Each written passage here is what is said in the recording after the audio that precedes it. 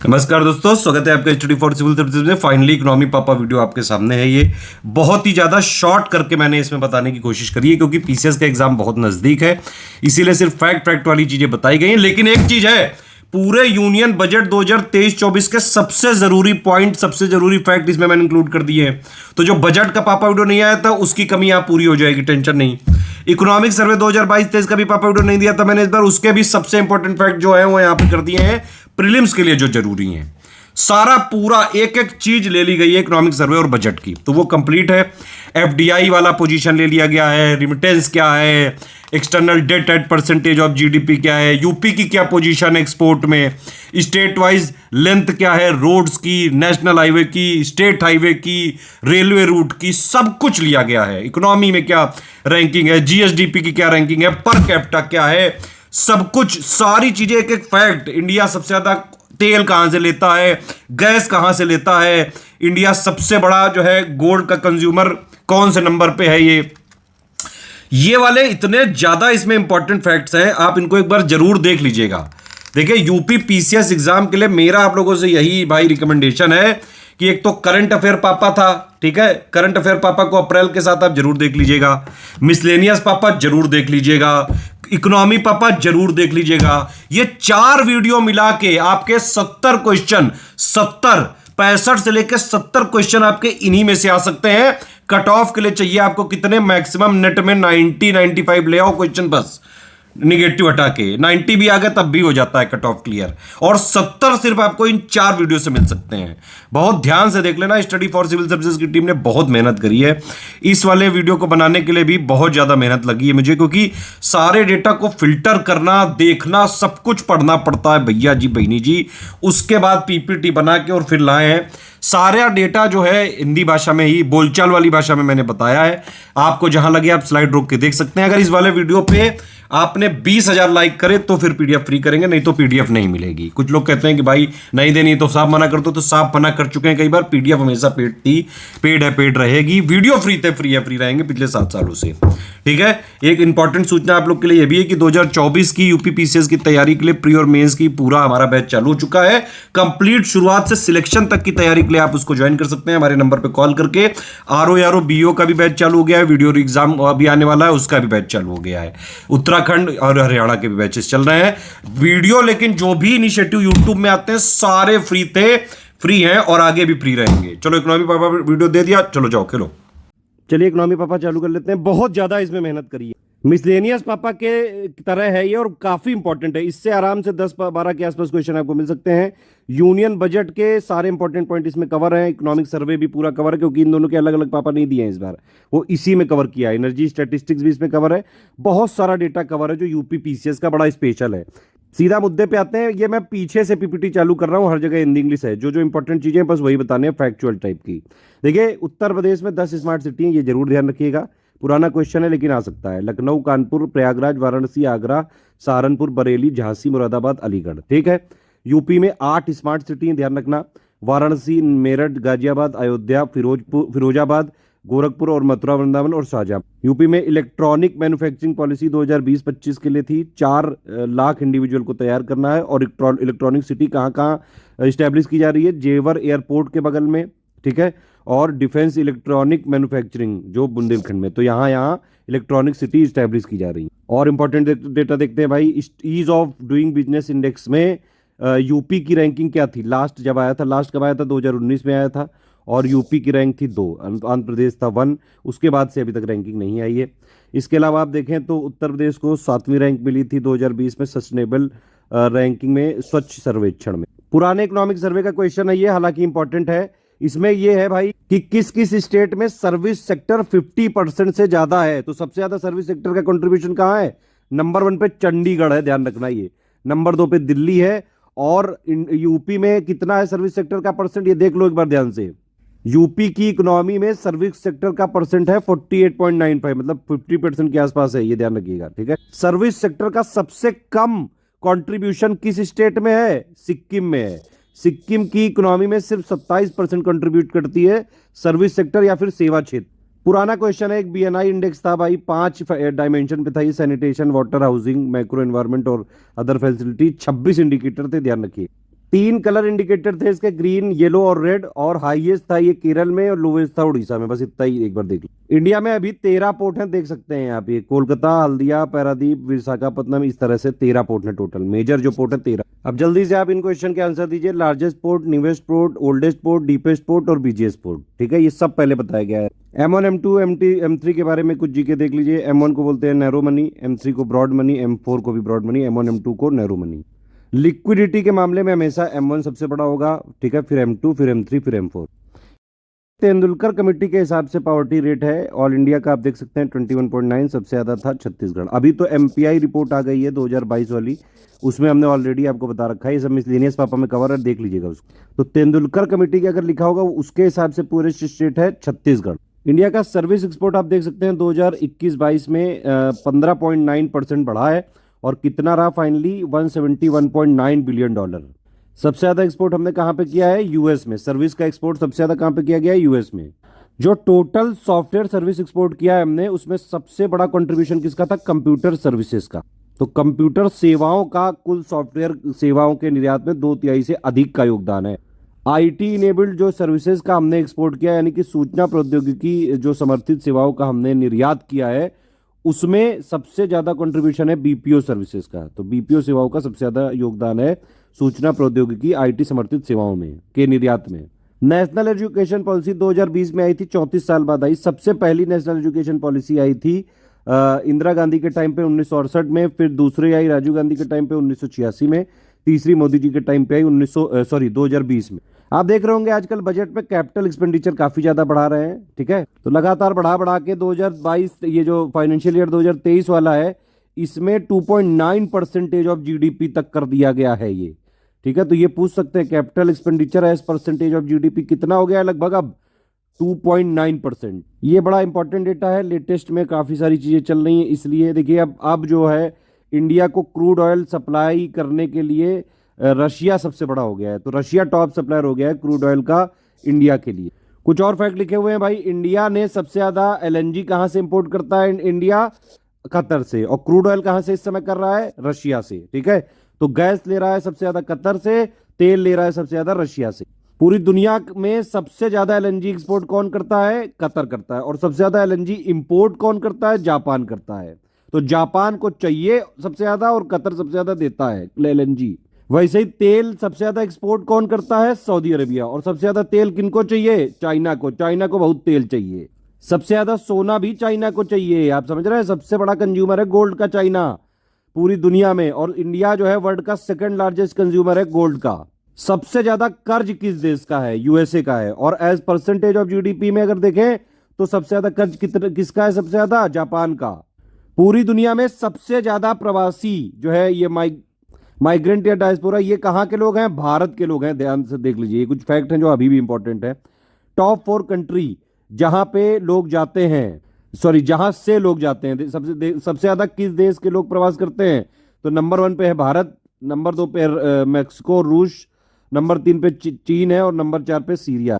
भारत के लोग सबसे ज्यादा कहां पे जाते हैं, तो सबसे ज्यादा जाते हैं यूएई में, नंबर 2 पे यूएसए में, नंबर 3 पे सऊदी अरेबिया। पूरी दुनिया में सबसे ज्यादा लोग कहां जाते हैं, तो सबसे ज्यादा भाई यूएस में जाते हैं। इंपॉर्टेंट बातें मैं बताता जा रहा हूं, बीच बीच में आप स्लाइड रोक के पढ़ भी सकते हैं। लाइक का टारगेट कम कर देते हैं। अगर इस वाली पीपीटी में 20,000 लाइक भी हुए तो तुरंत फ्री वाला जो टेलीग्राम है उसमें ये वाली पीडीएफ शेयर कर दी जाएगी। और वैसे भी जो इसके मोस्ट इंपॉर्टेंट पिक्स है वो मैं ऑलरेडी शेयर कर चुका हूं, कुछ और बची वो कर दूंगा मैं उसमें। फ्री टेलीग्राम जरूर ज्वाइन करके रखिए। किसी भी स्टेट पीसेस की तैयारी कर रहे हैं, ये वाला फ्री टेलीग्राम आप जरूर ज्वाइन कर लीजिए। इनवाइट लिंक के ऊपर ऐसे लिखा होना चाहिए, और वीडियो के डिस्क्रिप्शन में जो लिंक है उसी से ज्वाइन करिएगा। और यूपी पीसीएस 2024 की कंप्लीट तैयारी के लिए प्री मेंस का कंप्लीट बैच चल रहा है, जिससे पूरी तैयारी शुरुआत से सिलेक्शन तक की हो सकती है। आरओ बीओ का भी, यूके पीसीएस का भी, एचसीएस का भी। इन 3 नंबर पे ही कॉल या व्हाट्सएप करके स्टडी फॉर सिविल सर्विसेज के ऑथेंटिक और जेन्युइन ग्रुप में ज्वाइन हुआ जा सकता है। जीडीपी और जीवीए में डिफरेंस क्या है, ये इस वाली स्लाइड में दिखाया गया है। पहले जीडीपी वाला चलता था कॉन्सेप्ट, अब जीवीए वाला चलता है। तो भाई जीडीपी क्या है, भाई कंजम्पशन हो गया, टोटल ग्रॉस इन्वेस्टमेंट हो गया, गवर्नमेंट का इन्वेस्टमेंट हो गया, और प्लस गवर्नमेंट की स्पेंडिंग, और प्लस एक्सपोर्ट माइनस इंपोर्ट, इस तरह से होता है। जीवीए क्या है, GDP plus subsidy on product minus taxes on product. तो जीडीपी में सब्सिडी को जोड़ दो, टैक्सेस को हटा दो, आ गया जीवीए। जीवीए को अडॉप्ट करने के लिए कई सारे रीजन थे। एक क्वेश्चन आपसे डायरेक्टली पीसीएस में पूछ सकते हैं कि भाई जीडीपी जो है अच्छा अनुमान लगाता है इकोनॉमी का कि जीवीए, तो आप क्या बोलेंगे, जीवीए। ठीक है, इसीलिए जीवीए की तरफ हम मूव हुए हैं। जीवीए से डिसाइड होता है कि किस सेक्टर को कितना इंसेंटिव चाहिए। ऐसे तो बड़ी लंबी डिफिनेशन है, इसके लिए लंबा हो जाएगा वीडियो। अभी मैं स्किप कर रहा हूँ, सिर्फ फैक्ट फैक्ट बता रहा हूँ जो इंपॉर्टेंट है। एमएसपी के कुछ फैक्ट देख लेते हैं। सीएससीपी इसको रिकमेंड करती है मिनिमम सपोर्ट प्राइस 2009 से। ठीक है, अगर पूछा जाए कि भाई कितनी क्रॉप्स के लिए एमएसपी होता है तो 22 आंसर होगा। अगर पूछा जाए कि कितनी कमोडिटीज को लिए होगा ये एमएसपी तो 23 आंसर होगा। इसको फाइनलाइज कौन करता है एमएसपी को, तो देखिए पहले सीएससीपी रिकमेंडेशन देती है और फिर फाइनली कई सारे जो है मंत्री से, स्टेट से रिकमेंडेशन के बाद सीसीईए फाइनलाइज करती है। इसको ध्यान रखना, cabinet committee on economic affairs. CSCP एक स्टेटूटरी बॉडी है, 1965 में बनी है। ठीक है, और सबसे पहली बार एमएसपी दिया गया है वीट को, गेहूं को, 1967-66 में। ठीक है, देखिए अब 2018-19 में बजट में ये बोल दिया गया था कि भाई जितना भी लागत होगा उसका 1.5 गुना मिलेगा। तो जितनी लागत होती, मान लो 1 रुपया लगा अगर फसल को सारी चीजें करने में, चावल बनाने तक, मतलब जो बेचने लायक है, तो उसका 1.5 रुपया देगी सरकार। और ये स्वामीनाथन कमेटी ने रिकमेंडेशन किया था, उसी के बेसिस पे है ये। शुगर केन यानी करने के लिए क्या करते हैं, एफआरपी को यहाँ पे प्राइस, जैसे एमएसपी आता है 22 क्रॉप के लिए, वैसे इनके लिए एफआरपी आता है। सीएससीपी केंद्र सरकार की तरफ से एफआरपी आता है और स्टेट गवर्नमेंट की तरफ से एसएपी आता है। ठीक है, तो शुगर केन को एसेंशियल कमोडिटी एक्ट 1955 का शुगर कंट्रोल एक्ट है 1966, उसके तहत इशू किया जाता है एफआरपी केंद्र सरकार द्वारा और एसएपी राज्य सरकार द्वारा। ये सब पूछे जा सकते हैं क्वेश्चन, इसलिए मैं बिल्कुल टू द पॉइंट बता रहा हूँ पीसीएस के लिए। ये भी लेटेस्ट में ये सब चल रहा है, रेपो रेट से 6.5% चल रहा है ये, और एमएसएफ चल रहा है 6.75, बैंक रेट 6.75। ठीक है, सीआरआर चल रहा है 4.5%, एसएलआर चल रहा है 18%। इन सब की डेफिनेशन आप देख लीजिएगा एक बार, अदरवाइज ये थोड़ा रेट वेट कई बार लेटेस्ट में पूछ लेते हैं। ठीक है, ये वही वाला है। सबसे ज्यादा डायस्पोरा पूरी दुनिया में किस कंट्री का है, इंडिया का है। सबसे ज्यादा इंडियन विदेशों में कहाँ जाते हैं, यूएई में जाते हैं, फिर यूएसए, फिर सऊदी अरबिया। सबसे ज्यादा टूरिस्ट कहाँ जाते हैं, फ्रांस में जाते हैं। कोर इंडस्ट्री में 8 कोर इंडस्ट्री होती हैं। बेस ईयर 2011-12 का ही है, मंथली डेटा आता है इसका हर बार। तो जो मंथली इंडेक्स होता है 8 कोर इंडस्ट्री का, इसको बोलते हैं प्रोडक्शन वॉल्यूम इंडेक्स। कौन इसको रिलीज करता है, डीपीआईआईटी। ठीक है, 8 कौन कौन सी हैं इसमें, ये आप देख सकते हैं, ये 8 हैं। सबसे ज्यादा इसका वेटेज किसका है, रिफाइनरी का है। सबसे कम वेटेज किसका है इसमें, फर्टिलाइजर का है। और ये जो टोटल 8 कोर इंडस्ट्री है, करीबन जो इंडस्ट्रियल प्रोडक्शन का इंडेक्स होता है उसका 40% के आसपास जो है ये 8 कोर इंडस्ट्री से होता है। एक छोटी सी ट्रिक है, आप चाहें तो इससे याद कर सकते हैं, C3 फ्रेंस। ठीक है, C3 का क्या मतलब हो गया भाई, ये कोल हो गया, क्रूड ऑयल हो गया और सीमेंट हो गया। तो 3 हूतिये दोस्त, सी फॉर हूतिया होता है, आप लोग जानते हैं यूपी वाली लैंग्वेज में। और ये FRENS है, यहाँ पे डी नहीं है, ध्यान रखना है, थोड़ी स्पेलिंग वैसी है, एफ फ्रेंस इस तरह से बोल सकते हैं आप। एफ से हो गया फर्टिलाइजर, आर से हो गया रिफाइनरी, ई से हो गया इलेक्ट्रिसिटी, एन से हो गया नेचुरल गैस और एस से हो गया स्टील। अपने हिसाब से आप चाहें तो कर भी सकते हैं, नहीं चाहें तो हटा दीजिए, ऐसे ही याद रख लीजिए। ठीक है, सबसे ज़्यादा वेटेज रिफाइनरी, सबसे कम फर्टिलाइजर। अब देखिए ये डेटा आपको कहीं मिल ही नहीं पाएगा। स्टेट वाइज जीवीए की रैंकिंग में अगर आप देखें, जीवीए या फिर जीडीपी में नंबर 1 पे महाराष्ट्र है, नंबर 2 पे तमिलनाडु है, नंबर 3 पे हमारा उत्तर प्रदेश है, ध्यान रखना। और सबसे कम जीडीपी किस स्टेट की है पूरी इंडिया में, मिजोरम। ठीक, कहीं नहीं मिल सकता है डेटा, आपको मैं बता रहा हूं, कहीं मिल ही नहीं सकता है ये। कोई इतने एफर्ट लगाता ही नहीं है, मैं खुद लगा हुआ हूं रात दिन और हमारी पूरी टीम लगी हुई है। स्टेट वाइज लेंथ ऑफ, अगर स्टेट हाईवे, तो स्टेट हाईवे में अगर आप देखें सबसे ज्यादा लेंथ किस स्टेट की है, वो है महाराष्ट्र की। ठीक है, नंबर 2 पे हमारा, सॉरी नंबर 8 पे है हमारा उत्तर प्रदेश, ये ध्यान रखना। ठीक है, नंबर 1 पे है महाराष्ट्र स्टेट हाईवे की लेंथ में, और नंबर 8 पे है हमारा यूपी। और सबसे छोटा जो है, सबसे कम जो है स्टेट हाईवे की लेंथ कहाँ पे है, मिजोरम में। ओवरऑल सबसे कम पुडुचेरी में है ही नहीं। तो स्टेट हाईवे की हो गई बात। अब भाई टोटल रोड की बात कर लेते हैं, रोड लेंथ सबसे ज्यादा कहाँ पे है, तो सबसे ज्यादा रोड की लेंथ है नंबर 1 पे महाराष्ट्र और नंबर 2 पे हमारा उत्तर प्रदेश है।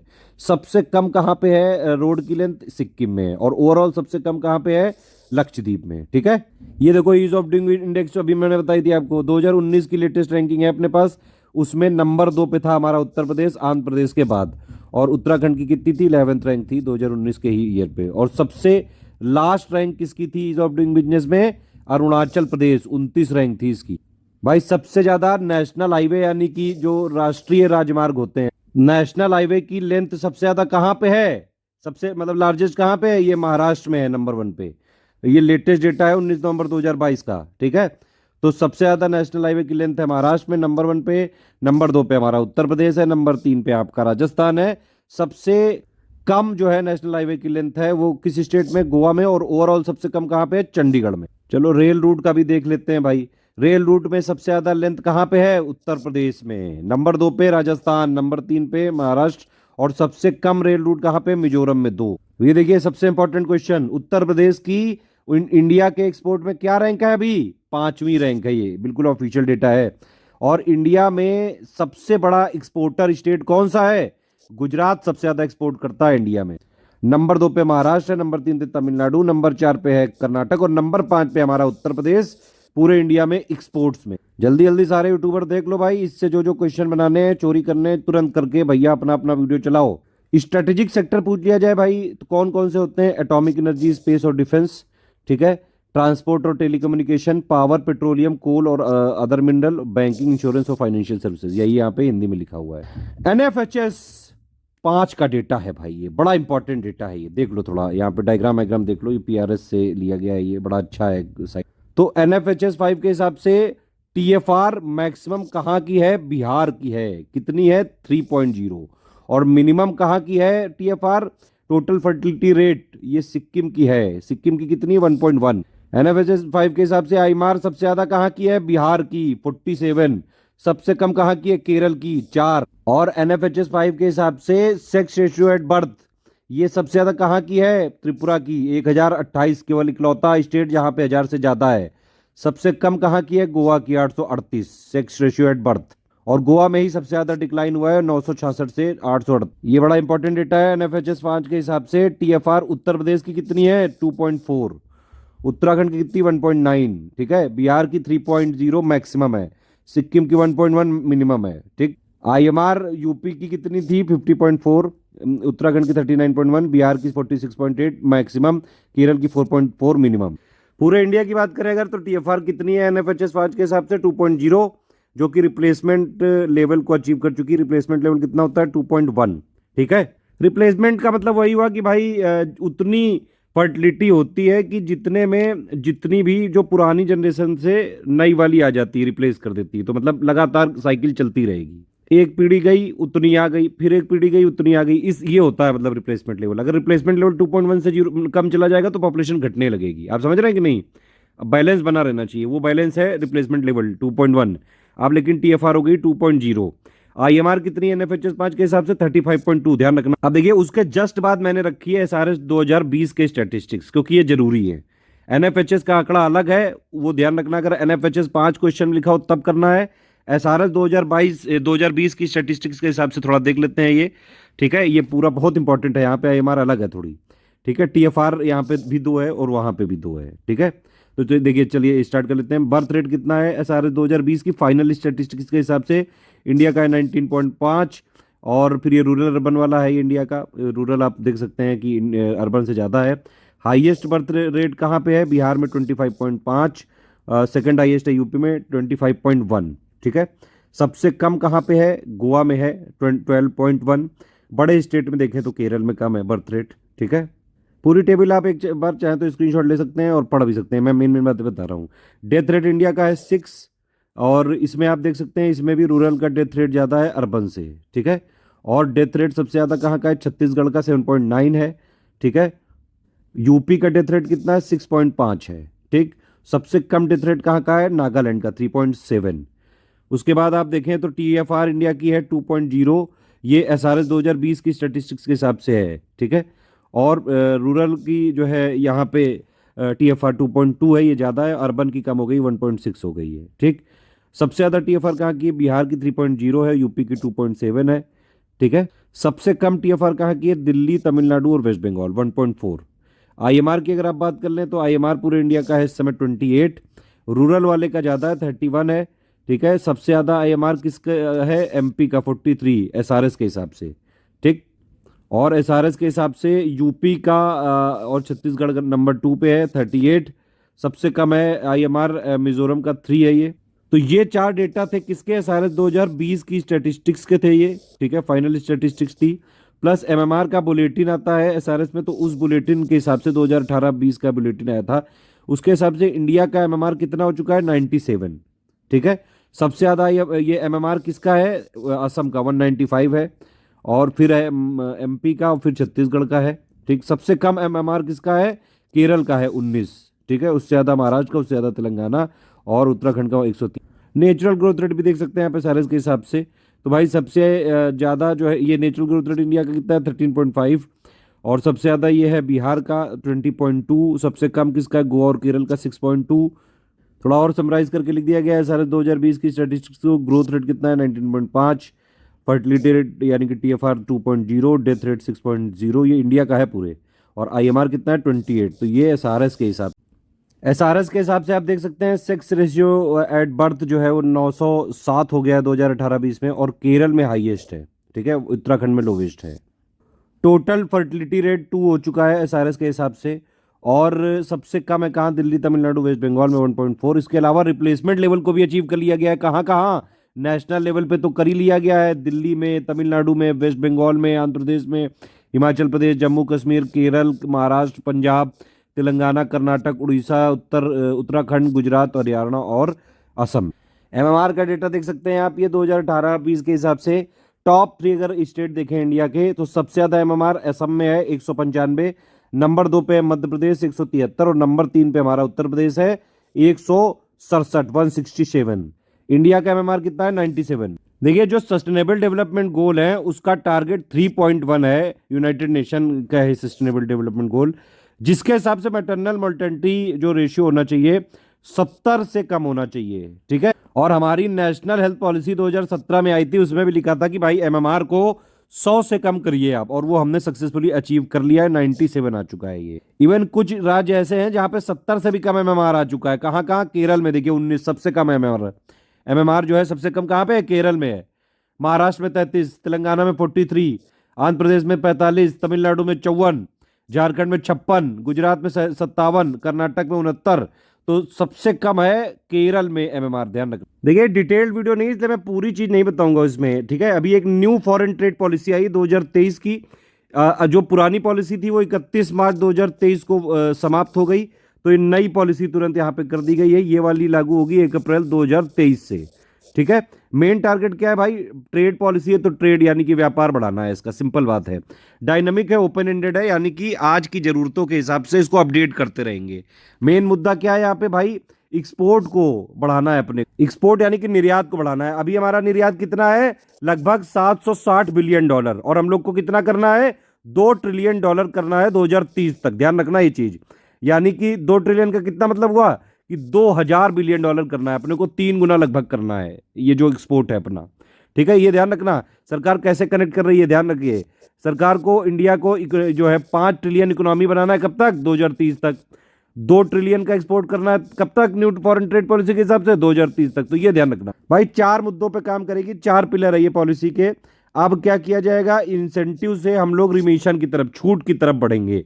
टैक्स वैक्स कर कई सारे छूट दिए जाएंगे। ठीक है, कोलैबोरेशन किया जाएगा जितने भी स्टेक होल्डर्स हैं सबके बीच में, पूरा मतलब सहयोग के साथ, कॉपरेशन के साथ, कुल मिला के एक्सपोर्ट अपने को बढ़ाने हैं बस। ईज ऑफ डूइंग बिजनेस में पूरे रिफॉर्म किए जाएंगे भाई, सारे जो है ज़्यादा से ज़्यादा लोग यहाँ पे बिजनेस करें, ज़्यादा से ज़्यादा एक्सपोर्ट करें। सरकार उसमें एक फैसिलिटेटर का काम कर रही है। जितने इमर्जिंग एरिया है जैसे कि ई कॉमर्स, ठीक है, डिस्ट्रिक्ट को एज ए एक्सपोर्ट हब बना दिया जाएगा। इस तरह से अपने को जहां जहां जो जो मिलेगा गपच के एक्सपोर्ट को बढ़ाना है, कुल मिला वही चीज लिखी हुई है, देख लीजिए। 1 अप्रैल से ये लागू है। टारगेटेड एक्सपोर्ट कितना है, $2 ट्रिलियन का है, दोनों में बराबर बराबर, 1 ट्रिलियन का गुड्स में, 1 ट्रिलियन का सर्विसेज में।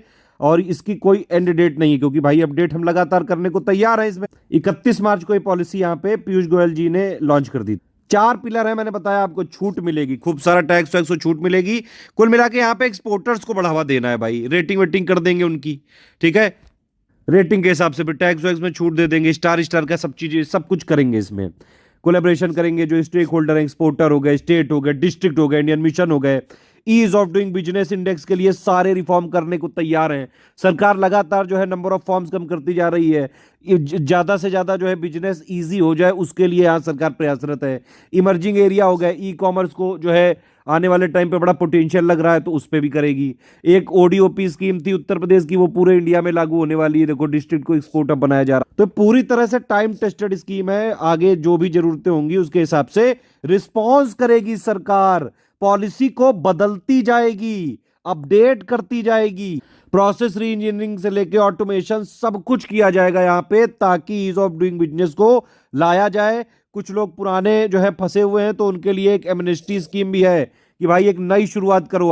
कुछ भाई इंपॉर्टेंट देखो फैक्ट है, 4 नए टाउन फरीदाबाद, मिर्जापुर, मुरादाबाद, वाराणसी को भी बना दिया गया है क्या, towns of export excellence, TEE. इससे पहले 39 टाउन थे, 4 और बन गए। ठीक है, मैंने आपको बताया कि भाई सरकार एक्सपोर्टर को प्रमोट करेगी, रिकॉग्नाइज करेगी। ठीक है, each one teach one, star star वाला सिस्टम होगा। आपस में एक दूसरे की ट्रेनिंग कराएंगे। स्किल्ड मैन पावर चाहिए अपने को, तो सरकार यहाँ पे फैसिलिटेटर का काम कर रही है हर तरीके से। पता चल गया कि भाई ई कॉमर्स का खूब बूम आ रहा है, तो ई कॉमर्स में भी सरकार फोकस कर रही है, बढ़ाओ एक्सपोर्ट को।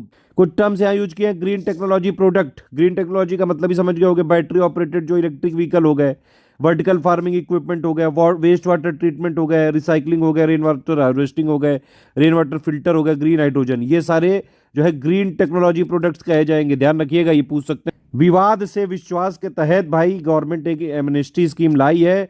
पुराने कोई जो है लंबित आप फंसे हैं कहीं, तो उससे निकल के आप जो है, मतलब उनके ऊपर कुछ ऑब्लिगेशन थे ईपीसीजी के, और प्लस और भी ऑथराइजेशन थे, तो काफ़ी ज़्यादा हाई ड्यूटी लग रही थी, इंटरेस्ट कॉस्ट लग रहे थे, और वो सारे के चक्कर में वो नया एक्सपोर्ट नहीं कर पा रहे थे।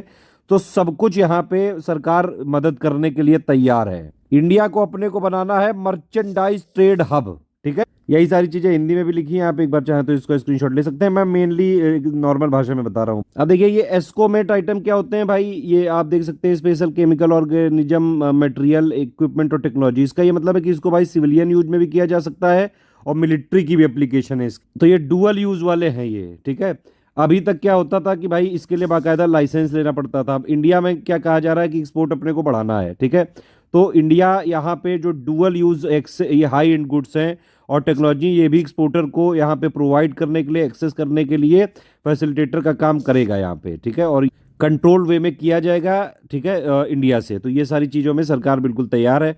एक तरह से आप देख सकते हैं, इंडिया को ट्रेड हब बनाना है, इंडिया को जो इंडियन रुपी है उसको ग्लोबल करेंसी बनाना है। अभी आपने देखा होगा न्यूज़ में कि आरबीआई ने भाई एक वो भी सर्कुलर भी जारी किया था कि जो भी कई सारे व्यापारी हैं वो लोग अपना कोशिश करें कि जो है रुपये में लेन देन करें। ठीक है, रशिया से भी बात चल रही, बहुत सारी न्यूज़ आप पढ़ते रहते हो। एक्सपोर्ट बढ़ाने के लिए जो जो प्रयास हैं वो सारे किए जाएंगे यहाँ पे। ठीक है, शॉर्ट में बता दिया, बाकी इसको डिटेल में अलग से बता देंगे। अभी आप शॉर्ट में बस प्री के लिए देख लीजिए। भाई अभी तक का सबसे ज्यादा जीएसटी का रिवेन्यू कलेक्शन कब हुआ है? अप्रैल 2023 में। ये आंकड़ा पार कर गया है 1.75 लाख करोड़ का मार्क पार कर गया है। 1.87 लाख करोड़ का हुआ है अप्रैल 2023 में। ठीक है, जीएसटी देश में कब लागू किया था? 1 जुलाई 2017 को लागू हुआ। इंडिया में 11 इंडस्ट्रियल कॉरिडोर है, ध्यान रखना ये चीज। सबसे पहला इंडस्ट्रियल कॉरिडोर कौन सा था? डीएमआईसी, और सबसे ज्यादा लंबा भी वही वाला है। ठीक, इंडस्ट्री और इंफ्रास्ट्रक्चर के बीच में एक इंटरलिंकिंग करता है, इंटीग्रेशन करता है इंडस्ट्रियल कॉरिडोर, और जिससे कि डेवलपमेंट, इकोनॉमिक हो, सोशल हो, सब में यहाँ पे फायदा होता है।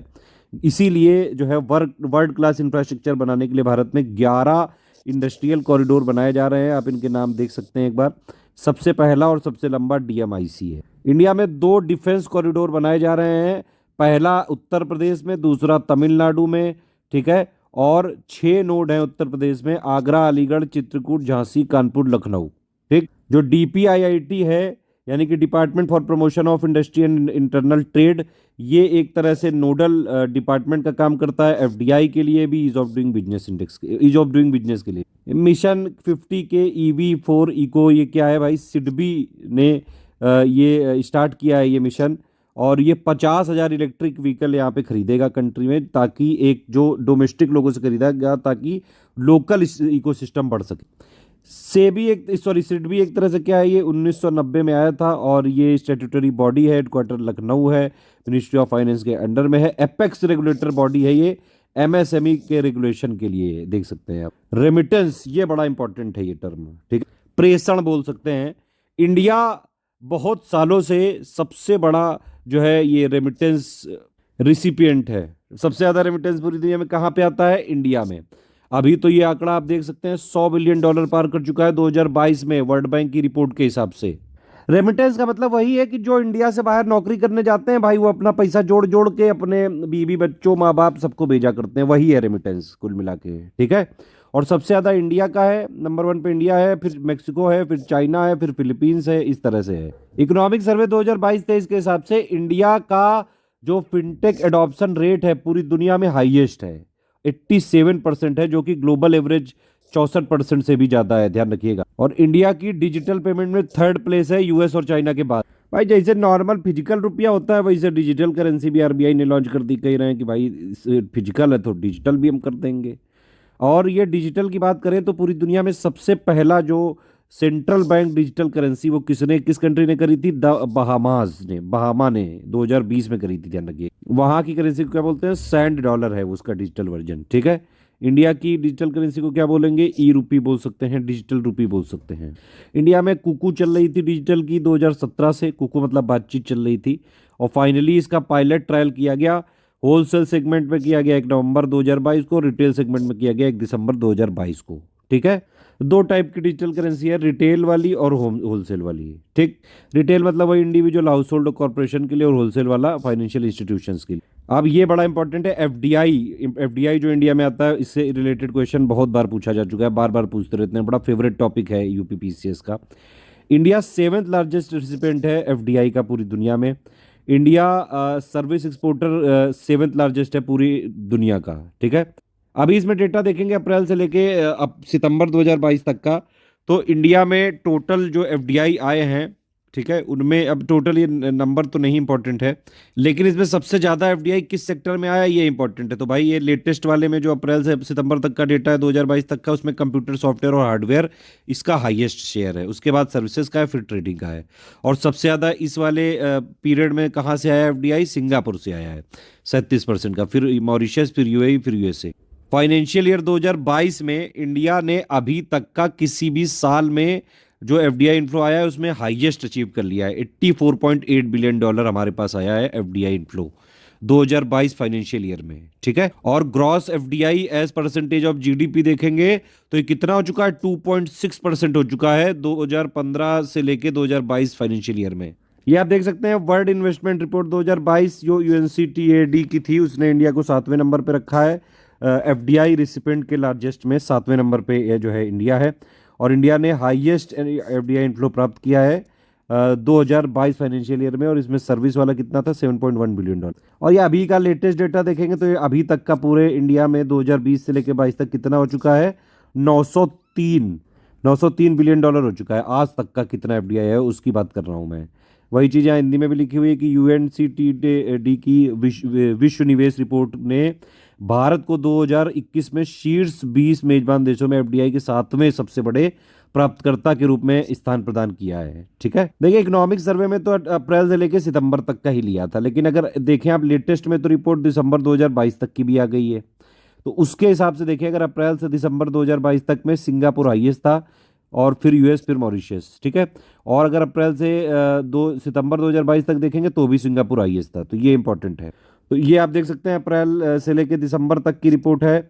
सेक्टर वाइज नंबर 1 पे यहाँ पे सर्विस सेक्टर हो गया, और स्टेट वाइज सबसे ज़्यादा एफडीआई कहाँ पे आया है? महाराष्ट्र में। फिर उसके बाद भाई अप्रैल में एक और अपडेट आया एफडीआई का कि पूरे 2021-22 के फाइनेंशियल ईयर का भी डेटा आ गया है। तो अगर 2021-22 पूरा फाइनेंशियल ईयर का पूछ लें तो सबसे ज़्यादा आया है सिंगापुर में, फिर यूएसए में, फिर मतलब सबसे ज़्यादा आया है कहाँ से एफडीआई? सिंगापुर से आया है, फिर यूएसए से, फिर मॉरिशस से आया है।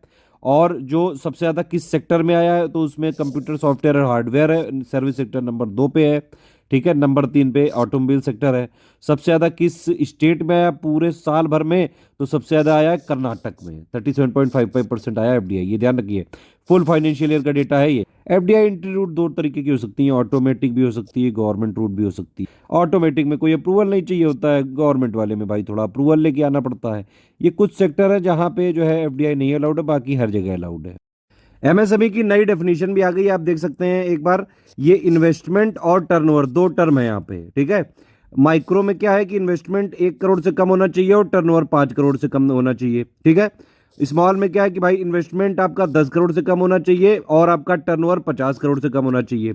और मीडियम में क्या है कि इन्वेस्टमेंट आपका 50 करोड़ से कम होना चाहिए और टर्नओवर आपका 250 करोड़ से कम होना चाहिए। तो एक नॉर्मल सी छोटी सी ट्रिक हो सकती है कि भाई 1 का 5 है, इन्वेस्टमेंट अगर 1 गुना है तो ये 5 गुना है, बस इस तरह से थोड़ा आप याद रख सकते हैं। ठीक है, लेटेस्ट है डेफिनेशन। एक रैंप वो आया था, अब आपने देखा होगा पिछली बार इंट्रोड्यूस किया गया था। तो ये क्या है, ये एक वर्ल्ड बैंक सपोर्टेड स्कीम है, एमएसएमई को सपोर्ट करने के लिए है। चलो इकोनॉमिक सर्वे के देख लेते हैं कुछ कुछ इंपॉर्टेंट फैक्ट। ये बड़ी इंपॉर्टेंट पिक है।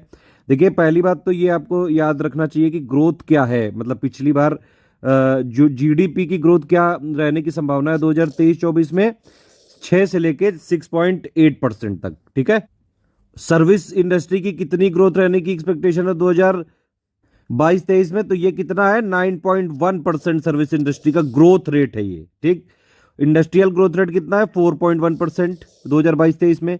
एग्रीकल्चर रिलाइट वाले में 3.5% है, तो ये थोड़ा इंपॉर्टेंट है ये। फॉरेन एक्सचेंज का रिजर्व भी हम आगे वैसे भी देखेंगे, फिजिकल डेफिसिट भी आगे देखेंगे बजट में। इन्फ्लेशन काफ़ी रहा है पिछले साल, आप देख सकते हैं। ये नीला वाला WPI वाला है ये, और ये ग्रीन वाला है CPI वाला। तो आप देख सकते हैं ग्रीन वाले को भी वैसे कम रहना चाहिए। CPI की रेंज है 4 से 6 तक।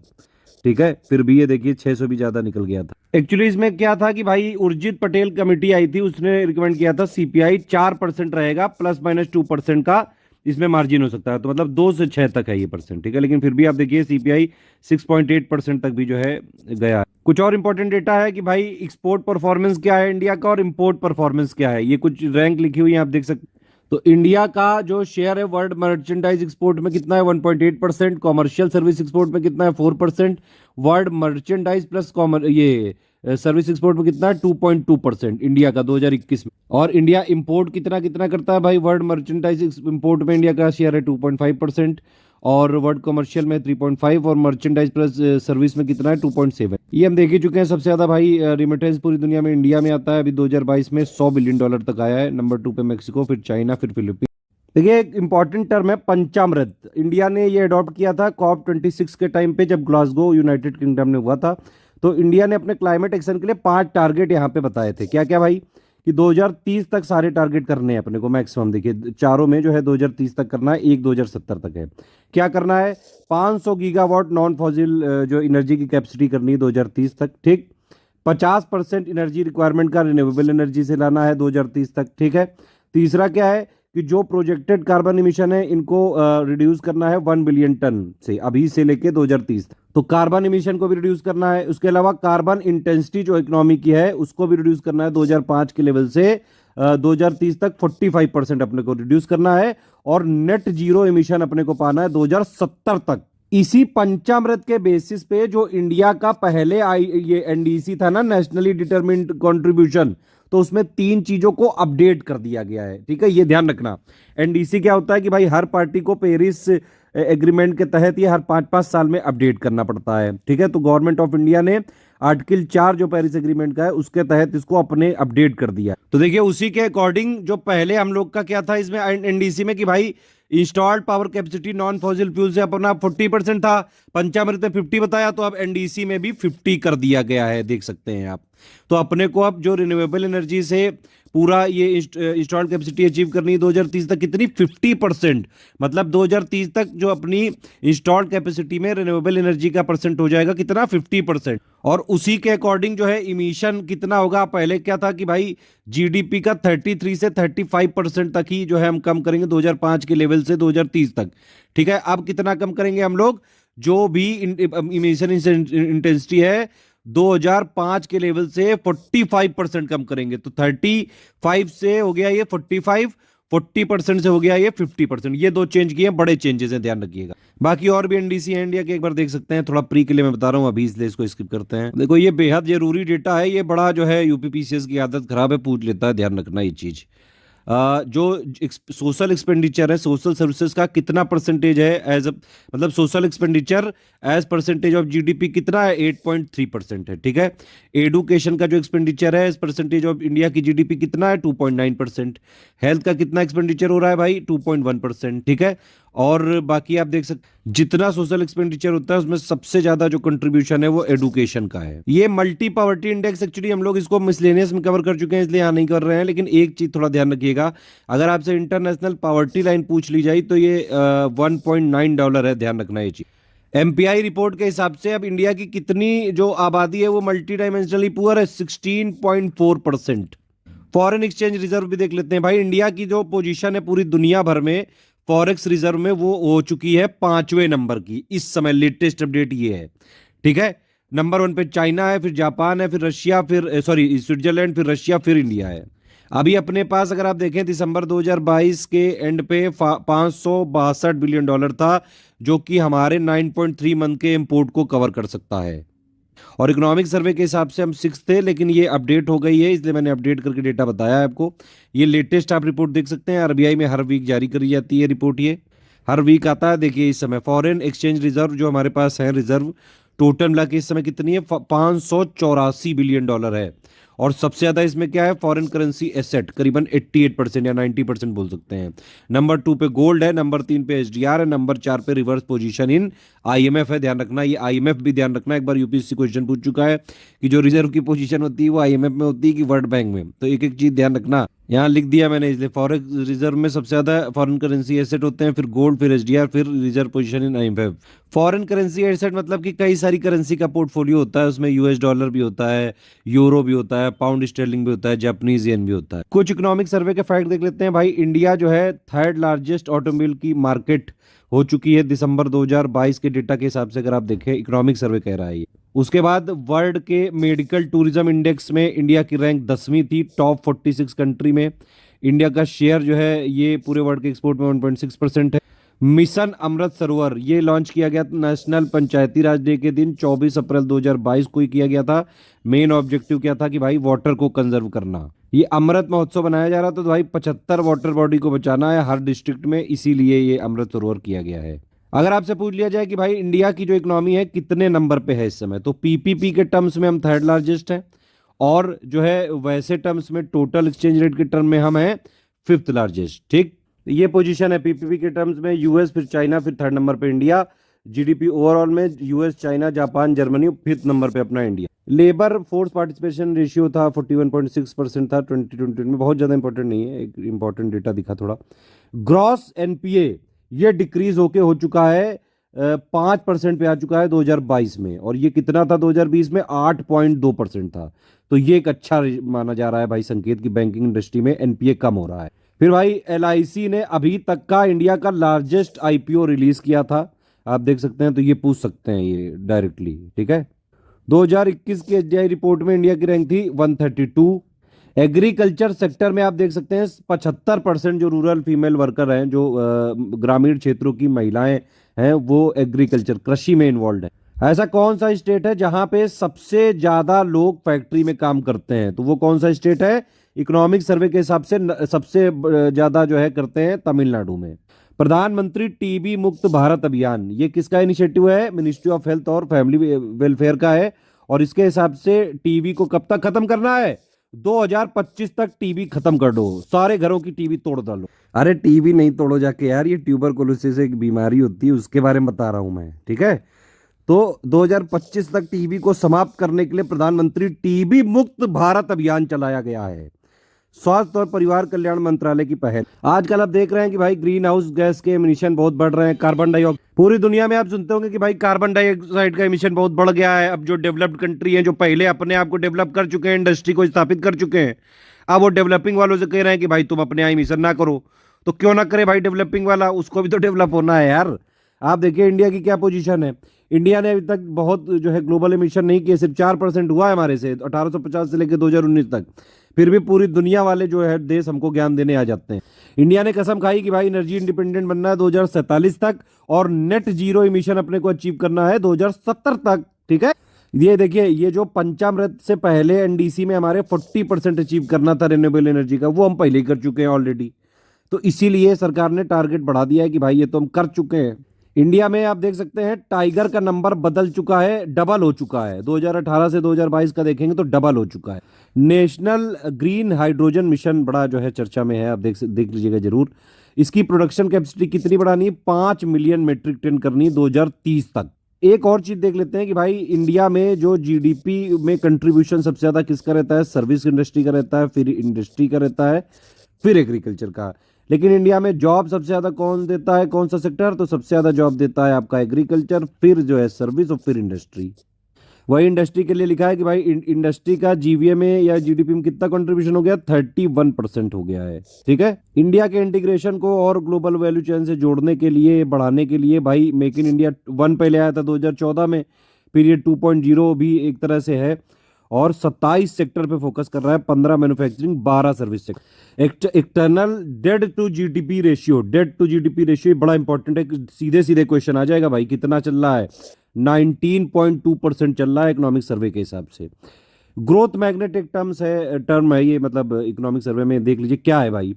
2023 से 27 तक के लिए क्या क्या ग्रोथ मैग्नेट होंगे भाई? हेल्दी बैलेंस शीट जो फाइनेंशियल और कॉर्पोरेट सेक्टर की है, डिजिटल रिफॉर्म्स होंगे, डिजिटल इन्वेस्टमेंट होंगे, ग्लोबल सप्लाई चेन डाइवर्सिफिकेशन और रिफॉर्म एजेंडा, ये सारे क्या है? ग्रोथ मैग्नेट है, इनसे ग्रोथ होगा। सरकार अपनी तारीफों के इतने पुल बांध रही है कि भाई 1998 से लेके वो जो उस टाइम नहीं इकोनॉमिक रिफॉर्म हुए तो 1990s में, तो वही कह रही है कि 2014 से 2022 तक यहाँ पे भी उसी तरह से हमने स्ट्रक्चरल रिफॉर्म किए हैं। यूएनडीपी का जो ह्यूमन डेवलपमेंट इंडेक्स होता है उसका एक कंपोनेंट है जीआईआई। ठीक है, इसमें इंडिया की रैंकिंग कितनी थी? 122, यानी कि जेंडर इनइक्वालिटी इंडेक्स में इंडिया की रैंकिंग 122 थी 2021 वाले में, और वैल्यू थी 0.490। ये एशिया में सबसे बेटर है एक तरह से, और ये वर्ल्ड एवरेज के आसपास है। 5 कंपोनेंट पे बेस होता है जेंडर इनइक्वालिटी इंडेक्स। कौन कौन से? Maternal mortality ratio, adolescent birth rate हो गया, और जो share of seat in parliament, मतलब पार्लियामेंट में क्या क्या महिलाओं की हिस्सेदारी है, और प्रपोर्शन ऑफ वुमेन, मतलब कि भाई लेबर फोर्स में क्या क्या पार्टिसिपेशन है, और school education, secondary school education में क्या क्या पार्टिसिपेशन है, उस हिसाब से जेंडर इनइक्वालिटी इंडेक्स बनाया जाता है, जिसमें इंडिया की रैंकिंग कितनी थी? 122। वही चीजें हिंदी में लिखी हुई है, 2 2 बार नहीं पढ़ पाएंगे, एक बार आप देख लीजिए इसको। ठीक है, ग्रॉस इनरोलमेंट रेशियो, ये ध्यान रखिएगा इस समय कितना हो चुका है? 27.3%। ये डायरेक्टली फैक्ट आ सकता है। ये ग्राम पंचायत के वाटर लेवल को मेजर करने के लिए जलदूत ऐप को लॉन्च किया गया था 27 सितंबर 2022 को। देखो, net gain in average annual forest 2010 से 20 के बीच में इंडिया की रैंक कितनी थी? कितना फॉरेस्ट बढ़ा है टोटल? अगर आप देखें तो इंडिया में थर्ड रैंक थी, ये आईएसएफआर में बताया सब कुछ। अगर ये क्वेश्चन पूछ लिया जाए कि भाई सोवरेन गोल्ड बॉन्ड किस बजट में इंट्रोड्यूस किए गए थे, तो बजट 2022-23 में इंट्रोड्यूस किए गए थे, ध्यान रखना। और फिर इसका सोवरेन ग्रीन बॉन्ड का फ्रेमवर्क बनाया सरकार ने, कब तक? 9 नवंबर 2022 को बनाया। देखिए, इंडिया ने कॉप 27 में पार्टिसिपेट किया था, जो कि शर्म से शेख इजिप्ट में हुई थी। मैंने स्टार्टिंग में ही बताया था आपको। किस थीम के साथ पार्टिसिपेट किया था? LIFE, यानी कि लाइफ स्टाइल फॉर इन्वायरमेंट। ठीक है, ये एक इनिशिएटिव भी है मोदी जी का, पिछली बार आपने देखा भी था इकोनॉमिक सर्वे में। एक और चीज है कि भाई शर्म शेख में वो कॉप 27 हुआ, तो वहां से इंप्लीमेंटेशन प्लान भी आया। टारगेट रखा गया है कि भाई $100 बिलियन हर साल का अचीव होना अभी भी बाकी है। और कॉप 27 में इंडिया ने अपना LTLEDS ये सबमिट किया, यानी कि long term low carbon development strategy, किस तरह से इमिशन को कम करेंगे, ये सारी चीजें यहाँ पे सबमिट की है इंडिया ने। जिसका क्या क्या पर्पस है भाई? फीचर क्या क्या है कि भाई रैशनल यूटिलाइजेशन करेंगे नेचुरल रिसोर्सेज का, न्यूक्लियर कैपेसिटी को बढ़ाएंगे, बायोफ्यूल का यूज बढ़ाएंगे, इथेनॉल ब्लेंडिंग करेंगे। ठीक है, इलेक्ट्रिक व्हीकल का यूज बढ़ाएंगे, इथेनॉल ब्लेंडिंग को 20% तक पहुंचाना है 2025-26 तक। उसी दिशा में डायरेक्टली जो है गवर्नमेंट काम भी कर रही है, डेली आप सुनते रहते होंगे। अभी आपने सुना होगा इथेनॉल ब्लेंडिंग के कई सारे प्लांट चालू कर रही है सरकार, और बाकी सब चीज़ें तो एनडीसी को भी अपडेट कर ही दिया है। रिन्यूएबल एनर्जी लगातार बढ़ती ही जा रही है। सिक्किम पूरी दुनिया का पहला ऐसा स्टेट है जो फुल्ली ऑर्गेनिक बन गया है, फुल्ली ऑर्गेनिक हो चुका है। इंडिया की वर्ल्ड में 8वीं रैंक है, और चौथी है एशिया में मेगा डाइवर्स कंट्री के मामले में। इनको देख लीजिएगा भाई, मेगा डाइवर्स कंट्री क्या होती है। पूरी दुनिया में 17 मेगा डाइवर्स कंट्री है, एक बार देख लेना। मेगा डाइवर्सिटी मतलब भाई बहुत सारी बायोडाइवर्सिटी प्रेजेंट है, 17 है, इसमें इंडिया भी है, ध्यान रखिएगा। ठीक है, इंटरनेशनल ईयर ऑफ मिलेट बोला जा रहा है 2023 को, और इसको बाकायदा यूनाइटेड नेशन जनरल असेंबली ने अपने 75वें सीजन में भी इसको यहाँ पे डिक्लेयर किया है। ठीक है, ये कुछ लेटेस्ट फैक्ट है कि भाई इंडिया में 50 मिलियन टन से भी ज़्यादा जो है मिलेट का प्रोडक्शन होता है, और जो इंडिया की एवरेज यील्ड ये ग्लोबल जो है उससे भी ज़्यादा है। ग्लोबल कितनी है? 1229। यहाँ पे कितना उत्पादकता है? 1239। मिलेट को भाई न्यूट्रिशनल सपोर्ट भी है प्राप्त, और इसीलिए मिलेट को लगातार जो है सरकार बहुत स्तर पर प्रमोट कर रही है। आप देख सकते होंगे आजकल बहुत सारे इनिशिएटिव चल रहे हैं, बहुत सारी न्यूज आती रहती है। पूरी दुनिया में मोबाइल मैन्युफैक्चरिंग के मामले में भी इंडिया नंबर 2 पे आ गया है। ठीक है, इंडिया सेकंड लार्जेस्ट है मोबाइल मैन्युफैक्चरर। ये देखो 2021 में 29 करोड़ मोबाइल बने हैं। बताओ कितने मोबाइल यूज करते हो यार तुम लोग। मेरा तो सिर्फ 6-7 मेरे पास मोबाइल है, उन्हीं में काम चल जाता है। तुम लोग क्यों इतने मोबाइल ले आते हो यार। चलो हिंदी के लिए यहाँ से कूकू करें, आगे चलें। हिंदी में ही बाकी मैं बता रहा हूँ सब कुछ। फार्मा के प्रोडक्शन में इंडिया नंबर 3 पे है ओवरऑल वॉल्यूम में, और 14वीं पोजीशन है वैल्यू वाइज। जेनेरिक मेडिसिन के मामले में इंडिया पूरी दुनिया का लार्जेस्ट सप्लायर है, ध्यान रखना, लार्जेस्ट प्रोवाइडर है। ग्लोबल इनोवेशन इंडेक्स 2022 में इंडिया की रैंकिंग कितनी थी? 40वीं पोजीशन थी। 132 कंट्री में डायरेक्टली पूछा जा सकता है, ये इकोनॉमिक सर्वे में लिखा हुआ है। कौन रिलीज करता है ग्लोबल इनोवेशन इंडेक्स को? वीपो, वर्ल्ड इंटेलेक्चुअल प्रॉपर्टी ऑर्गेनाइजेशन। 2022 के ग्लोबल इनोवेशन इंडेक्स की थीम क्या थी? What is the future of innovation driven growth. ठीक है, और सबसे ज्यादा इनोवेटिव इकोनॉमी कौन सी है वर्ल्ड में 2022 के हिसाब से? स्विट्जरलैंड है। लगातार 12 साल से स्विट्जरलैंड बनी हुई है। देखिए ये एक एक्ट आया था, multi state cooperative society act आया था, और इसके लिए बाकायदा ये जो पार्ट 9B है जो कि कॉन्स्टिट्यूशनल स्टेटस देता है कोऑपरेटिव सोसाइटी को। ठीक है, अगर आप इंडिया में देखें तो इंडिया में सबसे ज्यादा कोऑपरेटिव सोसाइटी कहां पे है? महाराष्ट्र में है। आपने भाई फ्लिप कई बार देखा होगा, कई सारे बच्चे कूदते रहते हैं, बच्चियां आजकल जो है रील वील में कूदा करते हैं। ठीक है, तो यही चीज यहाँ स्टार्टअप में भी हो रहा है। स्टार्टअप में फ्लिपिंग का क्या मतलब होता है? फ्लिप का मतलब होता है स्टार्टअप में कि तुम बिक गए। ठीक है, तुमने अपनी कंपनी बेच दी, अपना हेडक्वार्टर जो है विदेश में आपने शिफ्ट कर दिया, और अपने आप को एक 100% सब्सिडरी बना दिया। तो ये है फ्लिपिंग। ठीक, तो इससे फायदा किसको होगा? विदेशी कंपनी को होगा, क्योंकि भाई वो मेन कंपनी बन गई, पूरा पैसा वहां जाने लगेगा। पूरी इंटेलेक्चुअल प्रॉपर्टी तुमने बेच दी, अपना ईमान बेच दिया, सब कुछ बेच दिया। तो फ्लिपिंग है बेच दिया, मतलब कि फॉरेन में बेच दिया। और रिवर्स फ्लिपिंग है खरीद लिया। इकोनॉमिक सर्वे कह रहा है कि रिवर्स फ्लिपिंग करो भैया जी, फ्लिपिंग मत करो यार, बिको मत, खरीदो। तो इतने बड़े बनना है कि बाहर की कंपनियों को खरीदना है। इंडिया की पोजीशन टॉप 10 में आती है सर्विस एक्सपोर्टिंग कंट्री में, अगर आप देखें 2021 में। ये नेशनल ग्रीन हाइड्रोजन मिशन है, ये सरकार ने एक बार जो है 2022 में ये अप्रूव कर दिया है, और इसके कई सारे कुछ टारगेट भी हैं भाई इनके, कि ये कैपेसिटी कर लेंगे 5 मिलियन मेट्रिक टन कर लेंगे 2030 तक। ठीक है, 6 लाख से ज़्यादा जॉब क्रिएट कर देंगे, 8 लाख करोड़ से ज़्यादा इन्वेस्टमेंट ले आएंगे, जो है फॉसिल फ्यूल का रिडक्शन हो जाएगा, प्लस बहुत सारी जो है ग्रीन हाउस जो गैस का इमिशन होता है वो भी काफ़ी कम हो जाएगा। एक तो मुझे समझ में नहीं आता है, सरकार हर चीज़ में तो जॉब क्रिएशन के लोग वो ढूंढ लेती है, फिर भी लोग काहे रोते रहते हैं कि हमारे पास जॉब नहीं, ठलमटा जॉब नहीं दो। आजकल आपने सुना होगा कि भाई चाइना बड़ा प्रयास कर रहा है अपनी करेंसी को मतलब ग्लोबली स्थापित करने के लिए। पूरी दुनिया में इनकी करेंसी का वर्चस्व, लोग इनके करेंसी में व्यापार करें, ये इसके लिए प्रयासरत है। लेकिन अगर आप देखें इस समय पूरी दुनिया में जो फॉरेन एक्सचेंज मार्केट टर्नओवर के हिसाब से देखें, BIS ट्रायनियल सेंट्रल बैंक सर्वे 2022 के हिसाब से US जो डॉलर है ये डोमिनेंट व्हीकल करेंसी है। 88% ग्लोबल फॉरेक्स टर्नओवर है इसका। इंडिया का कितना है? इंडिया के रुपी का 1.6% है। RBI हालांकि लगा हुआ है कि कह रहा है कि भाई रुपी को भी हमको इंटरनेशनल करेंसी बनाना है, हमारे एक्सपोर्ट और इंपोर्ट को भी हमको रुपी में प्रमोट करना चाहिए। अच्छा इनिशिएटिव है सरकार का, RBI का। PM गति शक्ति आया था 2021 में, ध्यान रखना 7 इंजन जरूर याद रखिएगा। Road, railway, airport, port, mass transport, waterway और लॉजिस्टिक इंफ्रास्ट्रक्चर। थोड़ा पूछ सकते हैं आज। अब देखिए इंडिया में PPP प्रोजेक्ट काफी सारे आने लगे हैं, और मतलब आ ही रहे हैं लगातार। तो इसी के लिए मिनिस्ट्री ऑफ फाइनेंस का डिपार्टमेंट ऑफ इकोनॉमिक अफेयर्स है, उनने एक वही बना दिया है, पूरा एक फंड स्कीम ही बना दी है, India infrastructure project development fund scheme, IIPDF। ठीक है, 3 नवंबर 2022 को ये जो है यहाँ पे नोटिफाई करी गई है ये स्कीम, सेंट्रल सेक्टर स्कीम की तरह से। और इसका मेन क्या एम होगा कि भाई PPP प्रोजेक्ट लाओ, उनको फंडिंग दो जरूरी से जरूरी। ठीक है, 2023 फाइनेंशियल ईयर से लेके 2025 तक इसको इंप्लीमेंट करेंगे। अब दबा के जो है PPP आएगा पूरे इंडिया में। PPP पब्लिक प्राइवेट प्रोजेक्ट यार, इतना तो समझो यार, हर चीज पूछने रखते हो। एक नेशनल इंफ्रास्ट्रक्चर पाइपलाइन आई थी, आपको याद होगा, 111 लाख करोड़ खर्चा करना है 2020 से 25 तक। उसमें सबसे ज्यादा प्रोजेक्ट किस सेक्टर से हैं? ट्रांसपोर्ट सेक्टर से। डायरेक्ट क्वेश्चन आ सकता है ये। ठीक है। और नेशनल मैन्युफैक्चरिंग जो एक प्लान आया था उसके अंडर में सबसे ज्यादा प्रोजेक्ट किसके अंडर में है? रोड 27%, रेलवे 25%, यही दोनों मिला के 50% से ज्यादा है। एक लीड्स इंडेक्स बना है 2022 में, ये बहुत पहले से बन रहा है, हालांकि मतलब बहुत पहले से चल रहा है, ठीक है। ये रिलीज किया है मिनिस्ट्री ऑफ कॉमर्स ने। अब इसने थोड़ा अलग टाइप का एक क्लासिफिकेशन बेस्ड ग्रेडिंग सिस्टम यहाँ पे अपनाया है। ये पूछा जा सकता है, ठीक है, कि इसमें क्या भाई चेंज किया गया है? क्लासिफिकेशन बेस्ड ग्रेडिंग कर दी गई है।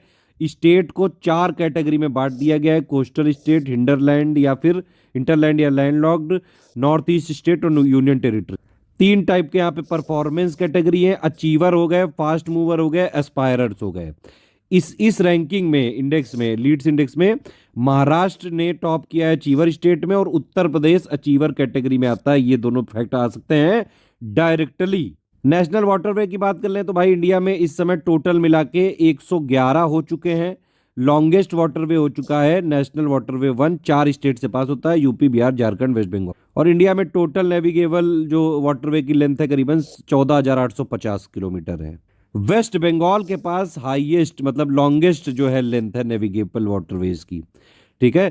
तो मोस्ट नेविगेबल इनलैंड वाटरवे कहाँ पे है? वेस्ट बंगाल में, 4,500 किलोमीटर, ठीक है। ये आप देख सकते हैं, ये बाकायदा इसमें दिया हुआ इकोनॉमिक सर्वे में डायग्राम भी। Navigable length of waterway in different state सबसे ज्यादा है वेस्ट बंगाल में। रेडियो बहुत ज्यादा एफोर्डेबल है, मोस्ट एफोर्डेबल हो गया और पॉपुलर मीडियम हो गया मास कम्युनिकेशन का। रेलवे को इंडिया की लाइफलाइन बोला जाता है। इंडिया का 4th लार्जेस्ट नेटवर्क है रेलवे के अंडर में, देख सकते हैं आप। पूरी दुनिया में इंडियन रेलवे का 4th पोजीशन है मतलब। और इंडियन रेलवे को नेट जीरो कार्बन मिशन कब तक अचीव करना है? 2030 तक, ध्यान रखना है चीज। अब ये सबसे इंपॉर्टेंट स्लाइड है इस पूरे पीपीटी की, भाई इसको देख लो ध्यान से। इंडिया का सबसे ज्यादा एक्सपोर्ट कहां पे जाता है? तो टॉप एक्सपोर्ट डेस्टिनेशन इंडिया के लिए क्या हो गया?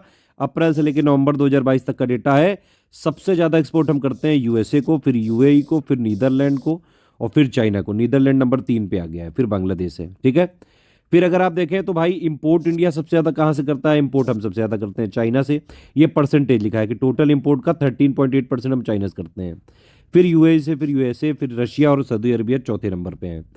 फिर भाई इंडिया से जो एक्सपोर्ट जाता है, इंडिया के सबसे बड़े एक्सपोर्ट कौन कौन से हैं? प्रोडक्ट मतलब बात हो रही है 2020-21, 2021-22 और अप्रैल से सितंबर तक 2022 के हिसाब से यहाँ पे डेटा दिया गया है।